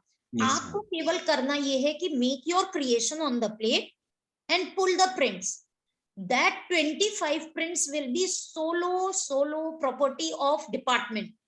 Yes ma'am. और हर एक का एक एक वर्क रख के वो 25 पोर्टफोलियो बन गए। Yes ma'am, portfolio. Can you believe it, वो पोर्टफोलियो बिकते हैं। और आपको मैं बताऊं तो आप आश्चर्य करेंगे, मैंने एमएफए 93 में किया है, ये कला मेला उसी साल हुआ था आयोजित, और 93 में ग्राफिक डिपार्टमेंट ने ये सब सामान बेच करके 2.5 लाख रुपए की इनकम की थी उस समय। ओके। उस समय का 2.5 लाख आप इमेजिन कर सकते हैं आज की डेट में। यस तो उसी में हमने सीखा था कैसे मेटल ऑर्नामेंट्स बनाते हैं, एनेमल का काम करते हैं, जो आपका ये मीनाकारी होता है, वो उसी समय का सीखा हुआ है, जो कि मेरे ख्याल से ऐसे तो हम सीख ही नहीं सकते थे अगर वो अपॉर्चुनिटी ना मिलती। तो मैं आपको जो सजेस्ट कर रही हूँ कि फंडिंग को जनरेट करने के लिए आप, जैसे अब श्याम शर्मा सर का प्रिंट आप इमेजिन नहीं कर सकते हैं जिस उस पे सेल होता है। तो मेरा ये कहना है कि इस तरह के जब आर्टिस्ट आते हैं तो उनसे आप छोटे ही वर्क चाहे कराइए, तो आप इजिली कुछ कुछ बायर्स को सेल आउट कर सकते हैं। यस। है ना, मैम लेकिन कलेक्शन में वो देखे जाते हैं, प्रिंट्स भी देखे जाते हैं। मोती जरोटिया भी आए थे, उन्होंने हाँ, भी print किए। हाँ, श्याम हाँ, सुंदर सर है बेंगलोर से, उन्होंने भी कलेक्शन में दिया। लेकिन मेरा कहना है कि इनके ही पोर्टफोलियो छोटे पोर्टफोलियो, बनवाइए। ओके। हाँ, एक जैसे एक आप वर्कशॉप ऑर्गेनाइज कराइए, जस्ट मैं आपका वो थोड़ा ब्रीफिंग भी कर दूंगी, क्योंकि एक पोर्टफोलियो का ललित कला एकेडमी ने कराया था बड़ौदा में। मैं जब यहाँ पे जॉब में आ गई थी जुहारी देवी में, तो मतलब उत्तर प्रदेश से मुझे भेजा था उसमें उन्होंने, और ये राजन फुलेरी थे। तो हम लोग जब पहुंचे थे उसमें, तो बहुत बड़ा साइज नहीं, छोटा साइज का, लेकिन वो मतलब पोर्टफोलियो बनाए गए। तो इसका एक बहुत अच्छा वो होता है कि जब कोई छोटा काम है, तो मतलब नामी लोगों का काम है, तो आप किसी को बोलेंगे, उसका एक अच्छा अमाउंट भी आपको मिल जाएगा।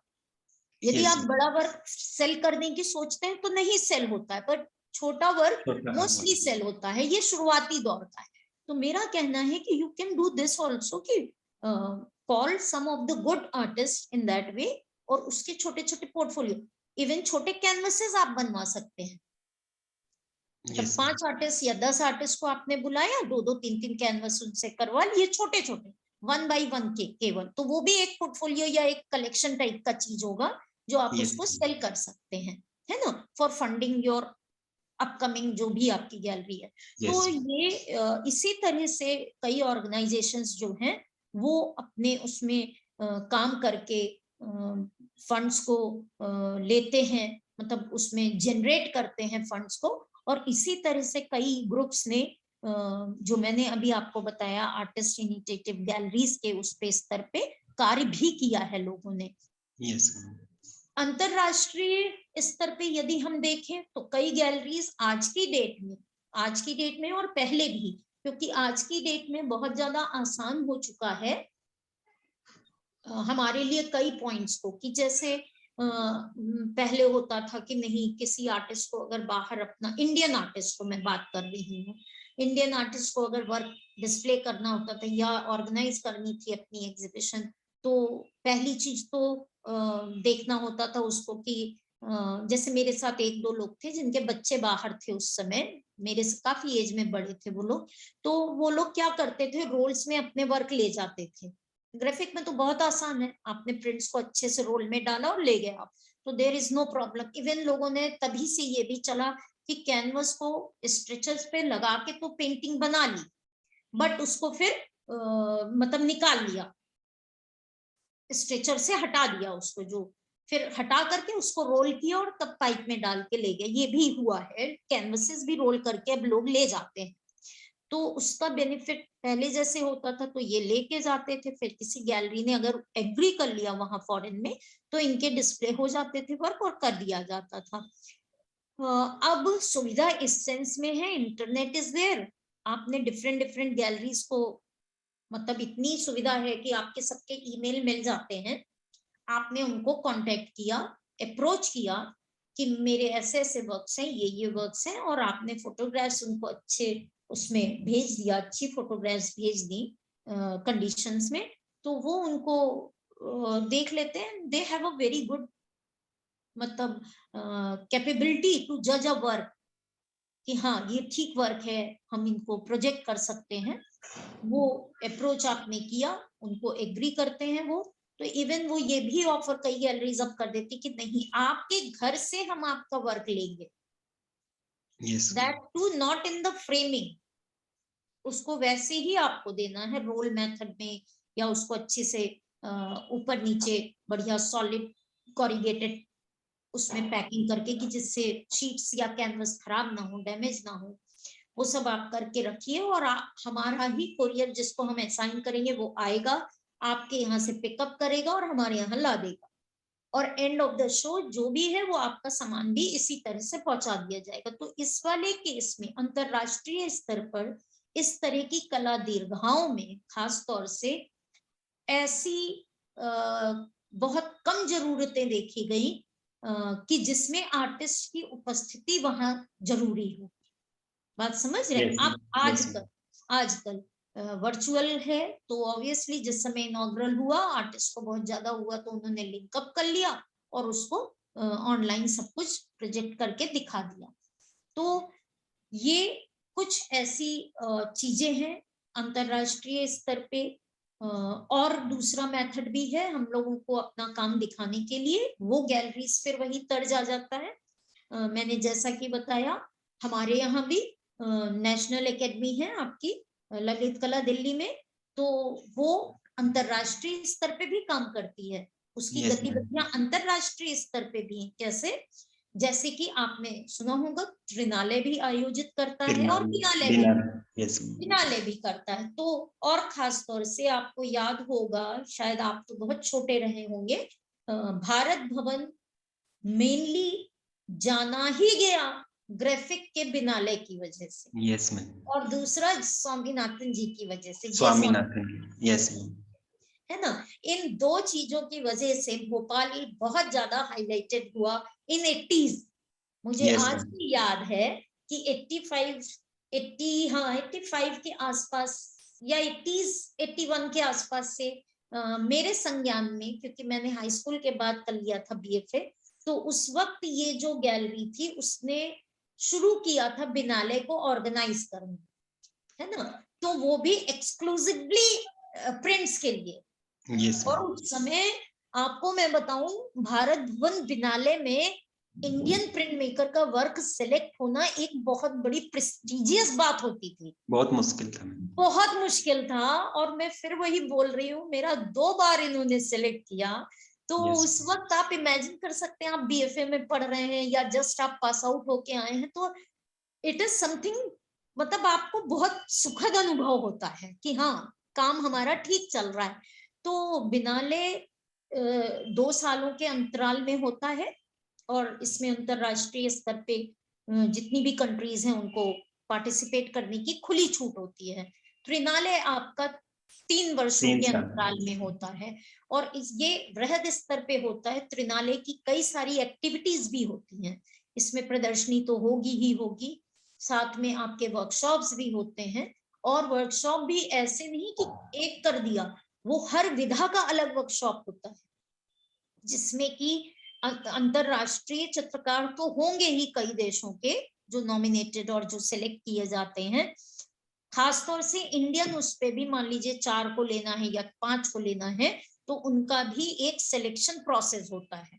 वो जूरी मेंबर्स डिसाइड करते हैं कि हाँ जितने वर्क्स आए उनमें से शॉर्टिंग की जाती है, जिनके कामों को शॉर्ट किया गया उसके बाद कितने लोगों का प्रदर्शित किया जाएगा और कितने लोगों का वर्कशॉप में रखा जाएगा। अब जब वर्कशॉप में किया जाता है तो ऑब्वियसली बहुत अच्छा एक एक्सपोजर आपको इसी सेंस में मिलता है कि फिजिकली, शारीरिक रूप से आप दूसरे देशों के कलाकारों के साथ कार्य कर रहे होते हैं। उनकी शैली जो वो करते हैं काम, उस शैली के प्रत्यक्ष आप दर्शक होते हैं, तो आपको उससे बहुत कुछ सीखने को मिलता है, आपको भी और उनको भी मिलता है कि कैसे हम लोग काम करते हैं। मुझे अभी भी याद है कि जयपुर, मतलब जो ये त्रिनालय हुआ था 2001 में, हाँ 2001 में जो भुज अर्थक्वेक आया था, उस समय हम रास्ते में थे जाने के लिए। Yes, ma'am. तो जयपुर में ये त्रिनालय का कैंप मुझे मिला था, और वहां पर बाहर के आर्टिस्ट भी आए हुए थे। तो आप इमेजिन कर सकते हैं, इजिप्शियन प्रिंट मेकर्स भी थे, इजिप्ट से थे, वो अच्छे थे, एजेड थे काफी, रिनी मैम थी हमारे साथ में, और क्या कहते हैं अनिल बिहारी जी थे। आपको पता होगा छापा चित्रण में अनिल बिहारी जी का भी अच्छा नाम है, अनिल बिहारी जी भी थे। तो ये सब लोग जितने थे, नागदास जी थे, नागदास, yes, ma'am. हाँ नागदास जी भी थे। वो क्योंकि पेंटिंग भी करते हैं और ग्राफिक्स भी करते हैं, Yes, तो इस ma'am. वाले में उनको ग्राफिक में लिया गया था। तो नागदास जी भी थे। आप इमेजिन कर सकते हैं कि उसमें से जो इजिप्ट से कलाकार आए थे, उनको बहुत अंग्रेजी भाषा में कमांड तो होता नहीं है इन लोगों को, लेकिन थोड़ा थोड़ा बोलते हैं। तो उन्होंने बाकायदा मेरे से बोला कि जिस तरह का एक्वाटेंट आप कर रहे हो, हम लोग इस तरह का एक्वाटेंट नहीं कर पाते, हमारी वो ट्रेनिंग नहीं है। हाँ, बिकॉज हम लोगों के साथ क्या है, हर क्षेत्र में देखना, we are not very conscious for our health. हम अपने उसके लिए बहुत कॉन्शियस नहीं होते हैं, मतलब Yes, ma'am. बोला जाता है कि कई चीजें ग्राफिक में बहुत हार्मफुल हैं, लेकिन हम जब करते थे तो उसको हम एक मतलब उसकी तरह करते थे कि जैसे उसके हार्मफुल इफेक्ट को जानते हुए भी खेल रहे हैं उसके साथ। खेल रहे हैं इसमें। हाँ, एक्वाटेंट is very harmful, nitric acid is very harmful, benzene is very harmful. तो लेकिन हम लोग उसको ऐसे डील करते थे कि जैसे हाथ से भी चुपड़ रहे हैं तो वो सब उसको ऐसे कर रहे हैं, बर्न भी कर रहे हैं, उसी में सांस भी ले रहे हैं। तो वो बहुत शॉक्ड हुए। वो बोले कि इस तरह का एक्वाटेंट हम इफेक्ट ला नहीं सकते हैं। दूसरा ये होता है कई बार, क्योंकि हम जो ये वाला पार्ट है एक्वाटेंट बर्न करना, नाइट्रिक एसिड में ग्रेजुअल उसकी टोनिंग करना प्लेट की, ये सारा काम हमारे यहाँ के टेक्नीशियंस करते हैं। सी तो हाँ, वो बहुत शॉकिंग उसमें था कि ये this the whole thing you are doing. और अच्छा, मैंने तो प्लेट भी काफी बड़ी ली थी उस वक्त की, कभी मैं उसका वर्क दिखाऊंगी आपको, काफी बड़ी थी, 2/3 शीट थी, जो आपका 75 by 50 का साइज था। तो मुझे काफी बड़ा माना जाता है हैंडल आउट करने के लिए। तो उसको हम जब करते थे तो उसने मतलब रिनी मैम से भी ये बात कही कि she is such A small little girl but handling a big plate. वो उनकी अंग्रेजी तो ऐसी होती थी। तो मतलब वो लोग शॉक्ड होते हैं हम इंडियंस को इस तरह के काम करते देख करके। तो इनका जो हमारी एकेडमी है वो भी इनको सपोर्ट, मतलब एक एक्सपोजर के तहत कि हमारे कलाकारों को देखने को मिले चीजें, उनके साथ वार्तालाप करें, एक उनका इंटरेक्शन हो। तो हमारी ललित कला एकेडमी जिस तरह से ये आयोजित करती, ऐसे ही विदेशों की भी कुछ एकेडमीज हैं, गैलरीज हैं, गवर्नमेंट गैलरीज हैं, जो कि डिफरेंट त्रिनाले और बिनाले आयोजित करते हैं। यस कई सब्जेक्ट्स का, मतलब ये नहीं कि केवल यही। इवन आजकल लेटेस्ट ये चल गया है, गैलरीज ने एक और काम करना शुरू कर दिया है, वो करना शुरू किया है एक्सचेंज प्रोग्राम। एक्सचेंज में हाँ, प्रिंट का एक्सचेंज करना है या अपने ड्राइंग्स का एक्सचेंज करना है, इस उद्देश्य के साथ कि जितना ज्यादा आप एक दूसरे से संपर्क स्थापित करेंगे, उतना ही ज्यादा आपके कामों में विकास होगा। समझ रहे हैं? उसमें एक और उत्कृष्टता आएगी, मतलब एक और अच्छाई उसमें निर्मित होगी। तो गैलरीज इस पक्ष को भी लेके काम कर रही हैं। कई गैलरीज आह्वान करती हैं कि आप हमें अपने इतने लिमिटेड एडिशन के प्रिंट्स भेजिए या ड्राइंग्स भेजिए। डिफरेंट आर्टिस्ट से वो मंगाते हैं, फिर उनको पैकिंग करते हैं। मतलब मान लीजिए उनके पास 50 आर्टिस्ट के वर्क आए, तो वो एक्सचेंज में एक दूसरे के यहाँ फिर उसको भेजा जाता है। और this is a very good practice also. इस सेंस में अच्छी प्रैक्टिस है कि ऑब्वियस सी बात है, आज जैसा मैं काम कर रही हूँ, मुझे अगर किसी और कंट्री के किसी और आर्टिस्ट का वर्क मेरे पास आ जाएगा, तो एक तो ये होगा कि मेरे पास कलेक्शन बढ़ रहा है, है ना, आपका संग्रह बढ़ रहा है। और एक ये होता है कि मुझे उसकी टेक्निक देख करके समझने में और भी चीजें अपने में यूज करने के लिए एक जानकारी मिल रही है, इंफॉर्मेशन मिल रही है। अब जैसे यहाँ हमारे यहाँ के भारत की एक गैलरी है, खासतौर से उनको कोट करूंगी मैं, क्योंकि पर्सनली उन्होंने नेशनल ललित कला एकेडमी में हमने उनको उनकी गैलरी में इनविटेशन दिया था, तो वो पास थी और आए भी। आर्ट हेरिटेज के लिए बोल रही हूँ मैं। अलकाजी इब्राहिम, अभी कुछ टाइम पहले उनकी डेथ भी हो गई। तो वो व्यक्ति ऐसे थे कि उन्होंने बहुत कलेक्शन किया है, जेन्युइनली कलेक्शन किए। यदि किसी भी कलाकार का, वो गैलरी को विजिट करते थे, अगर आपने उनको अपनी एग्जीबिशन का इनविटेशन दिया है, तो वो और रेनू मोदी, इन दो लोगों का मेरा अपना पर्सनल एक्सपीरियंस है, क्योंकि तो मैं इनको एडमायर करती हूँ वाकई में कि जिस स्तर के ये लोग थे उस पे, मतलब वो नए आर्टिस्ट की गैलरी में आके विजिट करें, ये बहुत बड़ी बात है। हम लोगों के लिए एक सम्मान होता था कि भाई अलकाजी इब्राहिम आई विजिट करने के लिए। तो अलकाजी इब्राहिम जो है, उन्होंने बहुत कलाकारों का काम कलेक्शन में लिया है, और ऐसे कलाकारों का काम कलेक्शन में लिया है जिनके कामों में कुछ डिफरेंट है। मतलब कि ऐसा नहीं कि बहुत फेमस लोगों का ही, उनके पास बहुत सारे लोगों के वर्क हैं और बहुत खूबसूरत वर्क हैं। इसमें मतलब कि आप समझिए, जब आप उनकी गैलरी में कभी जाएंगे तो मेरी समझ से कई बार ऐसे ऐसे वर्क हैं कि यदि कॉन्टेम्परेरी आर्टिस्ट के बारे में कोई व्यक्ति शोध कर रहा है, रिसर्च कर रहा है, या कोई चीज लिखना चाहता है, जेन्युइन आर्टिकल लिखना चाहता है, तो मतलब आर्ट हेरिटेज में जा करके यदि अप्रोच करता है तो उसको ओरिजिनल वर्क देखने को मिलेंगे। उनके पास इस तरह के कलेक्शंस थे, not only the contemporary artist, पहले के भी उनके पास बहुत अच्छे कलेक्शन है। और बताया जाता है कि उनका रिच कलेक्शन है, स्कल्पचर्स का भी, पेंटिंग्स का भी, ग्राफिक्स का भी, और आपकी ये जो ड्राइंग्स हैं, मतलब उन्होंने और भी जितनी भी उनकी ये मिनिएचर पेंटिंग्स थी पहले की ओरिजिनल, वो कलेक्शन में है। मतलब उन्होंने काफी कुछ काम किया है।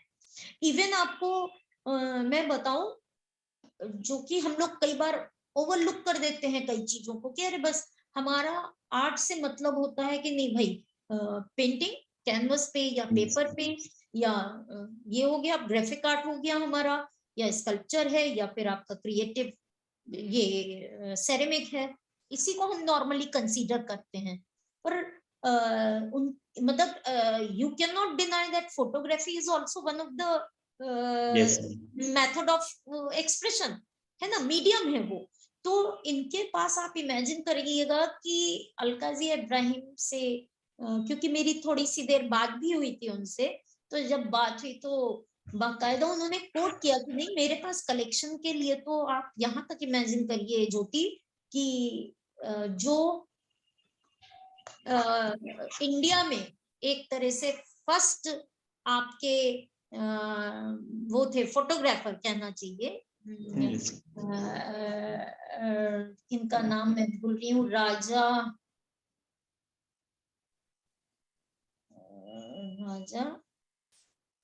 राम कुछ करके ऐसे, हाँ, राजा राम राय।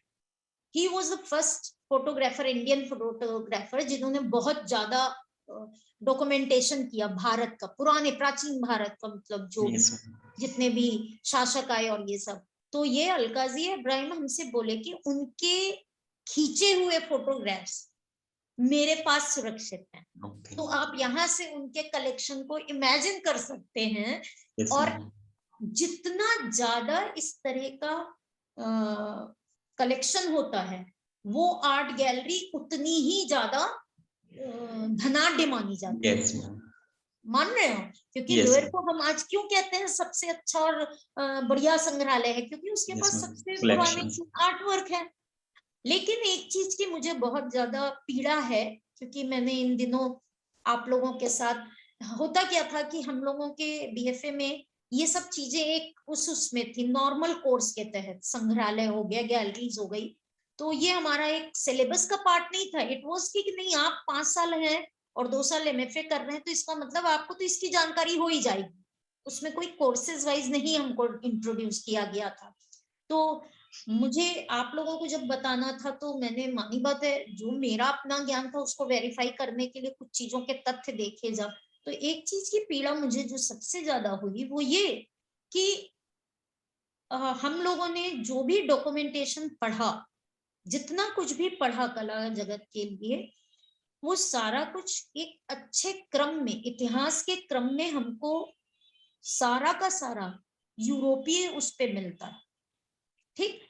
जबकि साइमल्टेनियस समय में, मतलब समकक्ष समय में भारत में भी काम हो रहा है, लेकिन उसको उतना हाईलाइट नहीं किया गया, शायद उस तरह का उसको उतना ज्यादा, या तो हम ये कह सकते हैं कि हमारे यहाँ ऐसा भी अभाव रहा कि अच्छे कला समीक्षक नहीं रहे या लेखक नहीं हुए जो कला को अच्छे से एक डिस्क्रिप्टिव वे में बुक निकाल सके, होता है ना। तो इसका मुझे होता है कई बार कि जो एक अच्छा कलाकार है वो अपनी लेखन शैली पे ध्यान नहीं रखता है।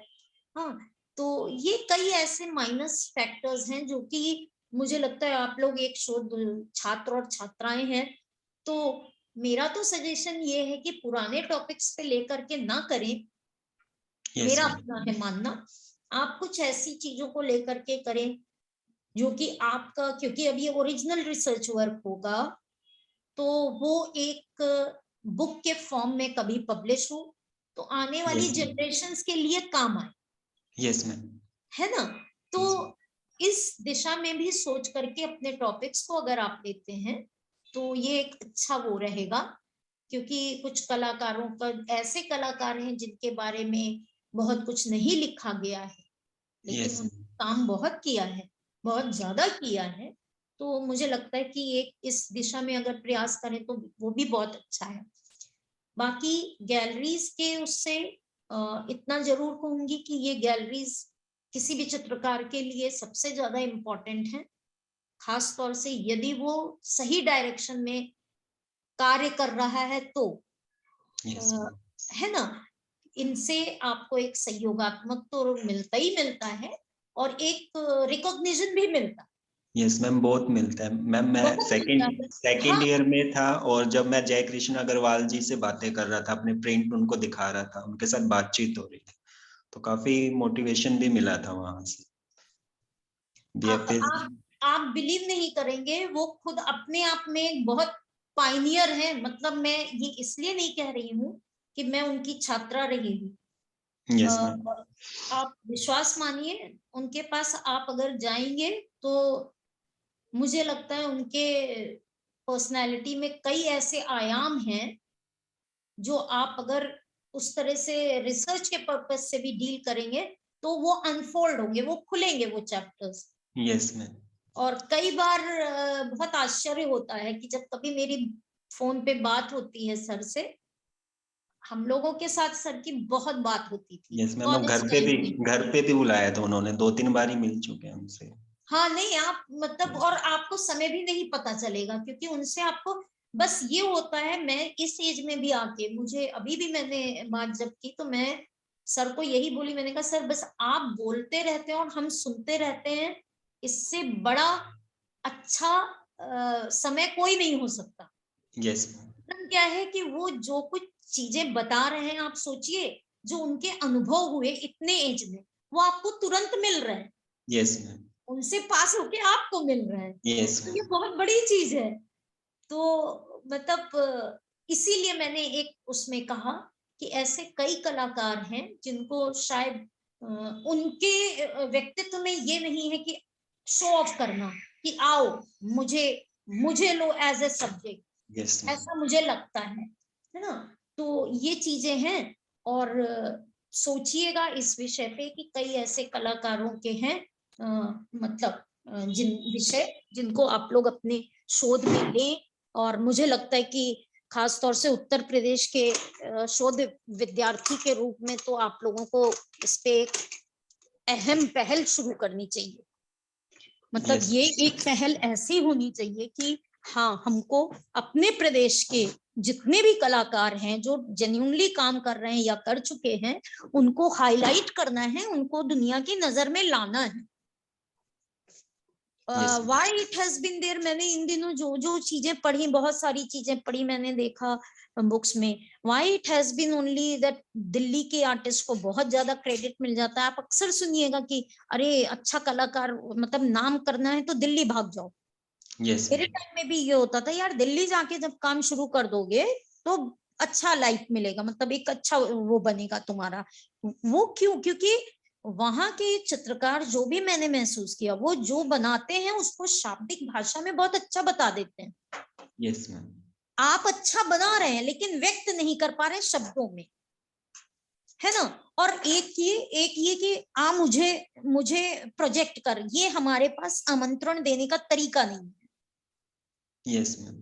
तो उत्तर प्रदेश के लेवल पे कई कलाकार हैं, बहुत ऐसे कलाकार हैं जिनका आप देखिए, श्याम शर्मा सर भी उस तरह के उसमें नहीं रहते हैं, वो बहुत Yes, शांति ma'am. काम करते हैं। बहुत उनसे तो कंटिन्यू, वो तो काफी बहुत बात बहुत बताते आराम भी से हैं। वो Yes, बताएंगे भी नहीं आपको, Yes, ma'am. कुछ नहीं वो मतलब मेरे साथ स्टेट कैंप में थे सर, बारादरी में एक कैंप हुआ था, तो उसमें हम भी थे, सर भी थे पार्टिसिपेंट के, मतलब वो सीनियर पार्टिसिपेंट के हिसाब से आए थे, हम यंग कलाकार के रूप में बुलाए गए थे। तो एचिंग में काम करना था, तो मैंने, सर की ट्रेन थी, उनका प्रिंट नहीं निकल रहा था, तो मैंने ऐसे ही बोला, मैंने कहा सर मुझे दीजिए, मैं निकालती हूँ। तो बोले कि तू Yes, निकालेगी? ma'am. मैंने कहा हाँ सर निकालूंगी। तो निकाला उनका मैंने, अरे देख तेरा कितना अच्छा काम है एचिंग का, तूने प्रिंट निकाल दिया। तो हमने कहा सर आपका वुड Yes, कट तो ma'am. वंडरफुल है, बताइए अब क्या किया जाए। तो उनका Yes, वुडकट ma'am. में महारत हासिल है, बहुत अच्छा काम है। यस मैम, मैम विजिट किया था उनका भी स्टूडियो, घर पे गए थे हम 2 दिन। हाँ, बहुत अच्छा है, बहुत ही अच्छे सुंदर रंग से किए हैं। उनकी बेटी, और एक भी मशीन से निकाला, सब मैनुअली निकालते हैं। अच्छा, उनकी बेटी बड़ौदा से आर्ट हिस्ट्री में की हुई थी, मेरे से 1 साल बाद उसका एडमिशन हुआ था।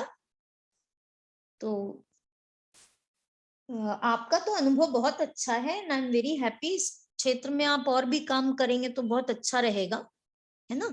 आप Yes. एक गैलरी ओनर बन जाएं, इससे अच्छी क्या बात है भाई, बहुत अच्छी बात है। आप मतलब मुझे बहुत खुशी होगी।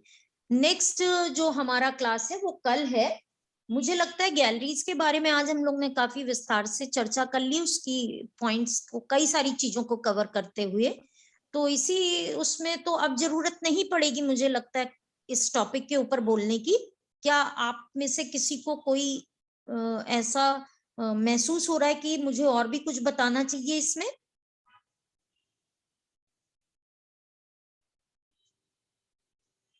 हाँ मैम, एक टॉपिक है कि हाँ। हम बात करें ऐसी मैगजीन्स पे जिसमें हम अपने रिसर्च पेपर पब्लिश करवा सकते हैं, या जिनसे हमें और कंटेंट नया मिल सकता है, क्योंकि अब हमें उसकी जरूरत भी है। तो अगर ऐसा हो सके तो बहुत फायदेमंद है। हाँ, मैं ऐसे मैगजीन्स के ऊपर आपको जरूर बताऊंगी, है ना।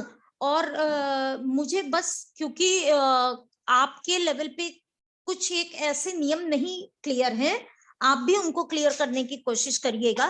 क्या आपको यूजीसी अप्रूव्ड जर्नल्स में ही करवाना होता है?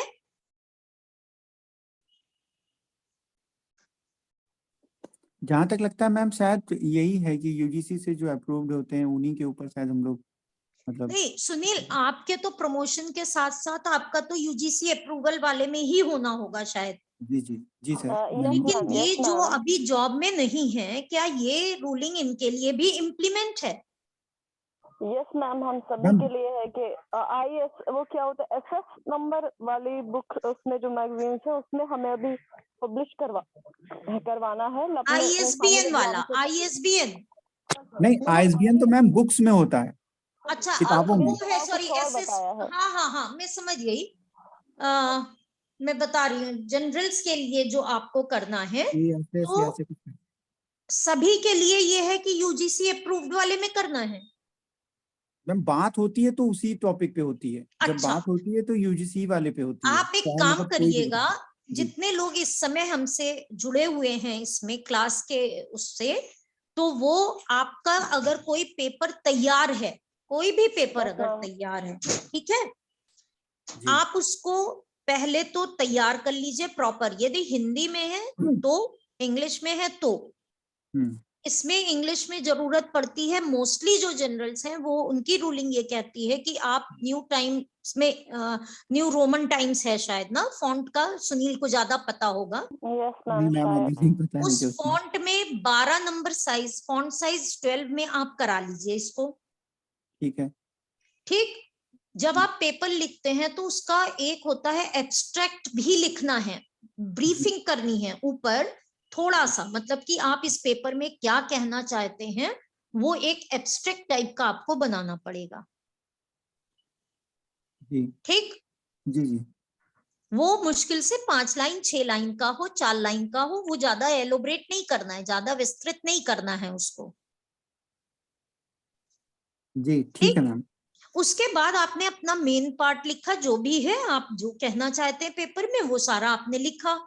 फिर आपके रेफरेंसेस आते हैं, तो नॉर्मली आपके 5 से 7 रेफरेंसेस, अच्छे रेफरेंसेस होने चाहिए उसमें। ठीक आप है। अगर मान लीजिए कोई कंटेंट आपने वेबसाइट से लिया है, तो वो वेबसाइट आपकी पूरी क्लियरली आप उसमें मेंशन करिएगा, ठीक है। वो पूरा डिटेल उसका दिया जाएगा रेफरेंस में। और अगर बुक है तो पेज संख्या, वो तो आपको इतना तो पता ही है मेरे ख्याल से। हाँ मैम एक चीज पूछना चाहूंगा मैं कि हाँ अगर हम किसी वेबसाइट का रेफरेंस ले रहे हैं और तो हाँ, मैम वो ऑथेंटिक माना जाएगा? ऑथेंटिक माना जाता है, अच्छा ऑथेंटिक ओके, माना जाता है। ठीक ठीक ठीक। क्योंकि इसमें अब ये आ गया, खास तौर से आपकी जो विकिपीडिया है ये सारे ऑथेंटिव हैं, लेकिन इवन मैम आपकी। लेकिन मैम एक चीज पूछना चाहूंगा, विकिपीडिया पे एक ऑप्शन होता है कोई भी उसको अपडेट कर सकता है। कोई भी अपडेट जो करता है उसमें अपडेटिंग का टाइम भी डाला होता है, आप उसको हाँ, खोलिएगा हाँ, उस चीज को, हाँ, हाँ, तो बिल्कुल वो सही मैम। अपडेटिंग भी पता होती है। अच्छा, नॉर्मली होता क्या है, जो भी इसको अपडेट कर रहा है वो भी किसी ऑथराइज्ड उस पे ही उसने देखा होता है तभी करता है, हाँ, उसमें लिखा होता है क्योंकि सबमिशन। ये तो क्लियर है कि ये एक ऐसी चीज है, ब्रिटेनिका हो गया या ये आपका हो गया, तो ये सारे जो वेबसाइट्स हैं उनको तो हर व्यक्ति रेफरेंस के लिए यूज कर रहा है, बिल्कुल मैम। है ना, तो उसके लिए तो ऑथेंटिक है, मतलब ये एक्सेप्टेबल है। मैंने अभी एक आध उस पे, और खासतौर से अगर मान लो जैसे आपने कोई वेबसाइट खोली, कुछ एक गैलरीज हैं जिन्होंने अपनी अपनी वेबसाइट बनाई है, कोशिश करिएगा कि उन गैलरीज की वेबसाइट को भी खोल के देखिए, वो भी आर्टिकल्स डालते हैं। बात यस मैम। समझ पा रहे हैं? जब वो जैसे सर्च करते हैं तो सैफरन आती है। आर्ट है, सैफरन आर्ट गैलरी है, तो वो अपनी उसकी है वेबसाइट, जी। और वो आर्टिकल डालता है, कुछ कुछ ऐसे टॉपिक्स लेके आर्टिकल डालता है। मैं इसीलिए कह रही हूँ, बार बार कह रही हूँ, क्योंकि आप लोगों का उद्देश्य शोध बेस्ड है, शोध से रिलेटेड में मेरा मतलब है कि कोई भी टॉपिक, खासतौर से देखो मैंने तो कभी भी उस तरह के इन सब चीजों को मतलब नहीं देखा, लेकिन कई चीजें आप जब वेबसाइट पे सैफरन पे हमने खोला, कभी हम खाली बैठे हैं, तो बहुत ही अच्छे टॉपिक्स पे पढ़ने को मिला हमको। और वो चीज ऐसी होती है सुनील कि आप उसको ये जानते हैं कि आपको यूज नहीं करना है, लेकिन मान लीजिए जैसे रेफरेंस में अभी आपसे बात होते होते किसी बात पे निकल आए वो बात, तो कम से कम थोड़ी अपग्रेडिंग आप अपने आप से करिए ना, बौद्धिक क्षमता, या आप जितना इस तरह की चीजों को पढ़ेंगे, पहले हम लोग बुक्स पढ़ते थे, आप बिलीव नहीं करेंगे, हम बुक्स पढ़ते थे तो हम अपने आप से लिख भी लेते हैं। हमारा आर्टिकल मैं आपको बता रही हूँ, एक बुक एक जनरल है उसमें छपा है, मैं उसको फॉरवर्ड करूंगी सुनील, अगर नंबर आपका इसमें सेव्ड होगा मेरे पास, और आप इन लोगों को दिखाइएगा। मैंने कोट किया था एक अपनी फ्रेंड को, सावित्री पाल, जो एक्सपायर कर गई, तो ग्राफिक बहुत अच्छा करती थी, और मतलब बाकायदा मैंने उसके ऊपर पूरा अपने आप से आर्टिकल लिखा है, आप उसको देखिएगा, इंडिविजुअल आर्टिस्ट के ऊपर लिखा है मैंने। तो मेरा ये कहना है कि आपकी जो शाब्दिक भाषा है वो बहुत महत्वपूर्ण हो जाती है। इतना आपको तभी अच्छा होगा जब आप लिटरेचर अच्छा पढ़ लेंगे, तो मानी बात है कोट करना आसान हो जाता है फिर, है ना। तो मैं आपको बुक्स, ये जनरल्स के नाम बता दूंगी, आप लोग पहले अपना पेपर तैयार कर लो, एक मौलिक उस पे अच्छा हो, बढ़िया हो, आप उसको तैयार करिए। शायद आपको कितने छपवाने होते हैं? मैम अभी तो इसके लिए पीएचडी के लिए तो एक बोला गया है। एक बोला गया है, सबके तैयार है? सबके तैयार हैं? नहीं, मैं अभी तैयार नहीं हूँ, पर कर लेंगे, 10-15 दिन में तैयार करना है। आप तैयार करिए, क्योंकि एक जनरल है तो जिसमें आने वाला टाइम आने वाला है, उसमें आप लोगों का निकल आएगा। Yes ma'am. बात समझ रहे मेरी? उसको आप करेंगे तो मतलब उसका इम्पैक्ट फैक्टर भी बहुत अच्छा है। It is 7.5। हाँ तो मैम ये तो बहुत अच्छा है ना, तो इम्पैक्ट फैक्टर अच्छा है, लेकिन आपका मौलिक रचना मेरा उसी में निकला है, मेरा सावित्री का मैंने पर्पसली उन्हीं को भेजा था। मैडम लगभग कितने पेजों का होना चाहिए मैम? देखो पेजेस नहीं गिनना, उसमें होता है 2500, लेकिन मेरे हाँ वर्ड्स में जब आप इसको छपवाएंगे, मतलब नॉर्मली आप समझ के चलिएगा, A4 साइज में जब कंप्यूटर से आप छापते हैं तो लगभग 12 से 13 शब्द एक लाइन में आते हैं, छोटे बड़े कोई भी होंगे, अगर बहुत बड़े होंगे तो 10 आ जाएंगे, नहीं तो 12-13 आ जाते हैं, है ना। सही है मैम। वो हाँ ऐसा है, 600 पेज का मैम जो हम एक निबंध लिखते थे तो मैडम वो 2-1.5 या 1 पेज ले लेता था मैडम, लेता था शब्दों में। हाँ, अब आप इसको जस्ट ऐसे मान के चलिए कि कम से कम आपके 2 या 3 पेज हो, सॉरी 2-3 कह रहे हैं, सॉरी 4 से 5 पेज हो। हाँ ठीक।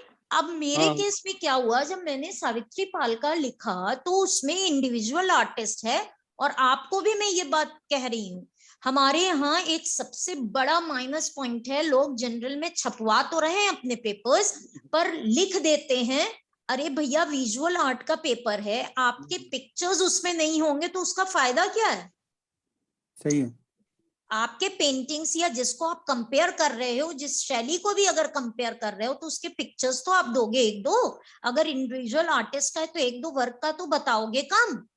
तो मैंने इनसे बात की बाकायदा कि भैया मुझे आप जनरल में तो छापने को कह रहे हो, लेकिन मैं जिस आर्टिस्ट के बारे में लिख रही हूँ उसके कम से कम 2 वर्क मुझे छपवाने भी हैं। तो ही सेड कि ओके, लेकिन वो 2,500 शब्दों से ज्यादा फिर वो काउंट होता है। तो मेरे केस में उन्होंने कंसीडर किया। मेरी बात समझ रहे हो, क्योंकि मैंने उनसे कहा, मैंने कहा फोटोग्राफ अगर आप नहीं छापोगे तो मेरा आर्टिकल बेकार है, कौन पढ़ के ये समझ पाएगा जो मैंने लिखा है सब। अच्छा, बिल्कुल मैम सही। ज्यादातर मैम यही होता ही है गड़बड़ की, ज्यादातर यही है। हमने नहीं देखे मैम, जो हम हाँ हमारे पास हैं भी, जैसे आर्टिकल तो जैसे ठीक कि देखा। हाँ बताएं। हेलो मैम, जैसे कि जैसे मेरा जो टॉपिक है वो मथुरा से रिलेटेड है, हाँ, ठीक है, तो हाँ, मैं कोई अगर जर्नल पेपर लिखता हूँ तो मथुरा से रिलेटेड अपने टॉपिक के अकॉर्डिंग ही लिखूंगा ना मैं, हाँ, है ना। तो उसमें कुछ ये इसमें मेरे ख्याल से सुनील आप भी पता करिए, इसमें ये बाध्यता तो कतई नहीं है शायद। नहीं नहीं नहीं, बिल्कुल नहीं मैम। आप वो टॉपिक चूज करने के लिए आप स्वतंत्र हैं शायद। स्वतंत्र होंगे आप, क्योंकि अभी वो हाँ। तो बाद में है, जब आप अपना रिसर्च वर्क मतलब कंपाइल करके देते हैं, तो जो रिसर्च वर्क है, जो टॉपिक है, उसके कोई 2-1 चैप्टर पे बेस्ड रिसर्च वर्क का पेपर हो, अभी वो अभी शायद तो बाद मैम की ऐसा बात कुछ है। नहीं बोला, अभी मैम ऐसा कुछ नहीं बोला, अभी तो बोले कि बस एक आपका होना चाहिए बस। एक आपका और होना चाहिए। मैम हाँ, इसमें अभी मैडम ऐसा जैसे कुछ मैं कुछ पेंटिंग के स्लाइड्स बना के मतलब रेखांकन मतलब डिजाइन ड्राइंग करके भी पेपर में दे सकता हूँ ना। बिल्कुल आप दे सकते हैं, आप बिल्कुल दे सकते हैं। और इवन आप जो ओरिजिनल स्कल्पचर का फोटो है, वो यदि आप वहां म्यूजियम में जाएंगे तो वहां आपने देखा होगा, जिस किसी भी म्यूजियम में जाते हैं, खासतौर से इस तरह के म्यूजियम्स में, तो आपकी बाकायदा एंट्री होती है कई म्यूजियम्स में। हाँ मैम। तो आप जब एंट्री करेंगे, डेट डालेंगे, सब डालेंगे, तो वो तो एक परमानेंट चीज हो गई ना। और आप एक परमिशन लेते हैं कि भाई मैं अगर इस वर्क की फोटो खींच रहा हूं तो मुझे परमिट कर दीजिए। तो आपके पास एक लेटर होगा बाकायदा कि मैंने म्यूजियम की परमिशन से इन स्कल्पचर्स की फोटो को आपके आर्टिकल में छपने के लिए दिया है। अच्छा। हाँ, तो उसके ऊपर कोई बात नहीं आएगी। आप मेरी बात समझ रहे हैं, क्योंकि जैसे अभी आपको बताती हूँ मैं, एक क्रिटिक हैं डॉक्टर शेफाली जी, उन्होंने एक बुक निकाली थी उत्तर प्रदेश के चित्रकारों के ऊपर सभी विधाओं को लेते हुए। तो जब उन्होंने मेरे लिए लिखा या किसी भी आर्टिस्ट को लिखा, तो मेरे पास बाकायदा उनका लेटर अभी भी रखा हुआ है। उन्होंने एक लेटर भेजा और लिखा उसमें कि Jyoti Shukla, I want to publish your 2 etching work, kindly give the permission. तो ये एक मेरी कंसर्न ली उन्होंने। तो मैं यही बात कहना चाह रही हूँ, अगर आप संग्रहालय में जो स्कल्पचर की फोटो खींचेंगे और उसको अगर देंगे जनरल में, उसके पहले आपको उस संग्रहालय का एक मतलब एक छोटा सा आपने जैसे लिख दिया या वो लिख के देंगे कि इन मूर्तियों के इन्होंने फोटोग्राफ लिए और परमिशन है कि अगर अपने आर्टिकल में इनको यूज करके छपवाना पड़ा तो। और यदि आप रेखांकित कर देंगे तो भी कोई बात नहीं। नहीं मैम, ऐसी तो कोई बात नहीं, क्योंकि मथुरा संग्रहालय में तो पापा डायरेक्टर रहे हैं ना, तो मुझे इतनी प्रॉब्लम नहीं होती मैम वहां पर। नहीं, प्रॉब्लम की बात बेटा नहीं है, लेकिन जैसे परमिशन की है मतलब। नहीं, परमिशन भी नहीं। आपने कई जगह पे पढ़ा होगा, फोटोग्राफ के नीचे लिखा होता है कॉपी मैटर ऑफ कॉपीराइट, ऐसे करके कुछ नोटिंग होती है कि मतलब हाँ, वो कॉपीराइट मतलब मेरा है, ये एक होता है, नॉट टू बी पब्लिश्ड। ठीक है, तो उसके लिए फिर पापा से भी पूछ लेना। मतलब आप रेखांकित भी कर सकते हैं, फोटो परमिशन के साथ फोटो भी करके दे सकते हैं, उनको कोई दिक्कत नहीं है उसमें। ठीक है मैम, फिर मैं देखता हूँ। सब लोग पहले तो आप अपना आर्टिकल तैयार कर लीजिए, फिर अभी जो अंक आएंगे उनमें आप लोग पब्लिश करा लीजिए, वो आपके यूजीसी अप्रूव्ड जर्नल्स हैं। ठीक है, ठीक है मैम। और कल के क्लास में मुझे लगता है कि हम लोग उसको शुरू कर देते हैं, टेक्निक्स को। ठीक, हेलो, टेक्निक्स के ऊपर कल का क्लास लेते हैं, ठीक है? Yes ma'am. ठीक है, thank you. Thank you so much ma'am. Bye bye.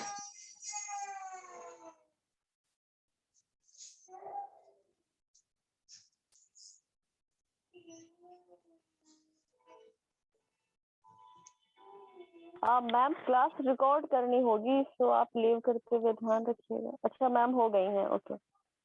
क्या चीज बेटा? कुछ नहीं मैम, वो क्लास रिकॉर्ड करनी होती है, तो इसलिए मैंने सोचा मैम को रिमाइंड करा दूं। अच्छा, तो हो चुकी है?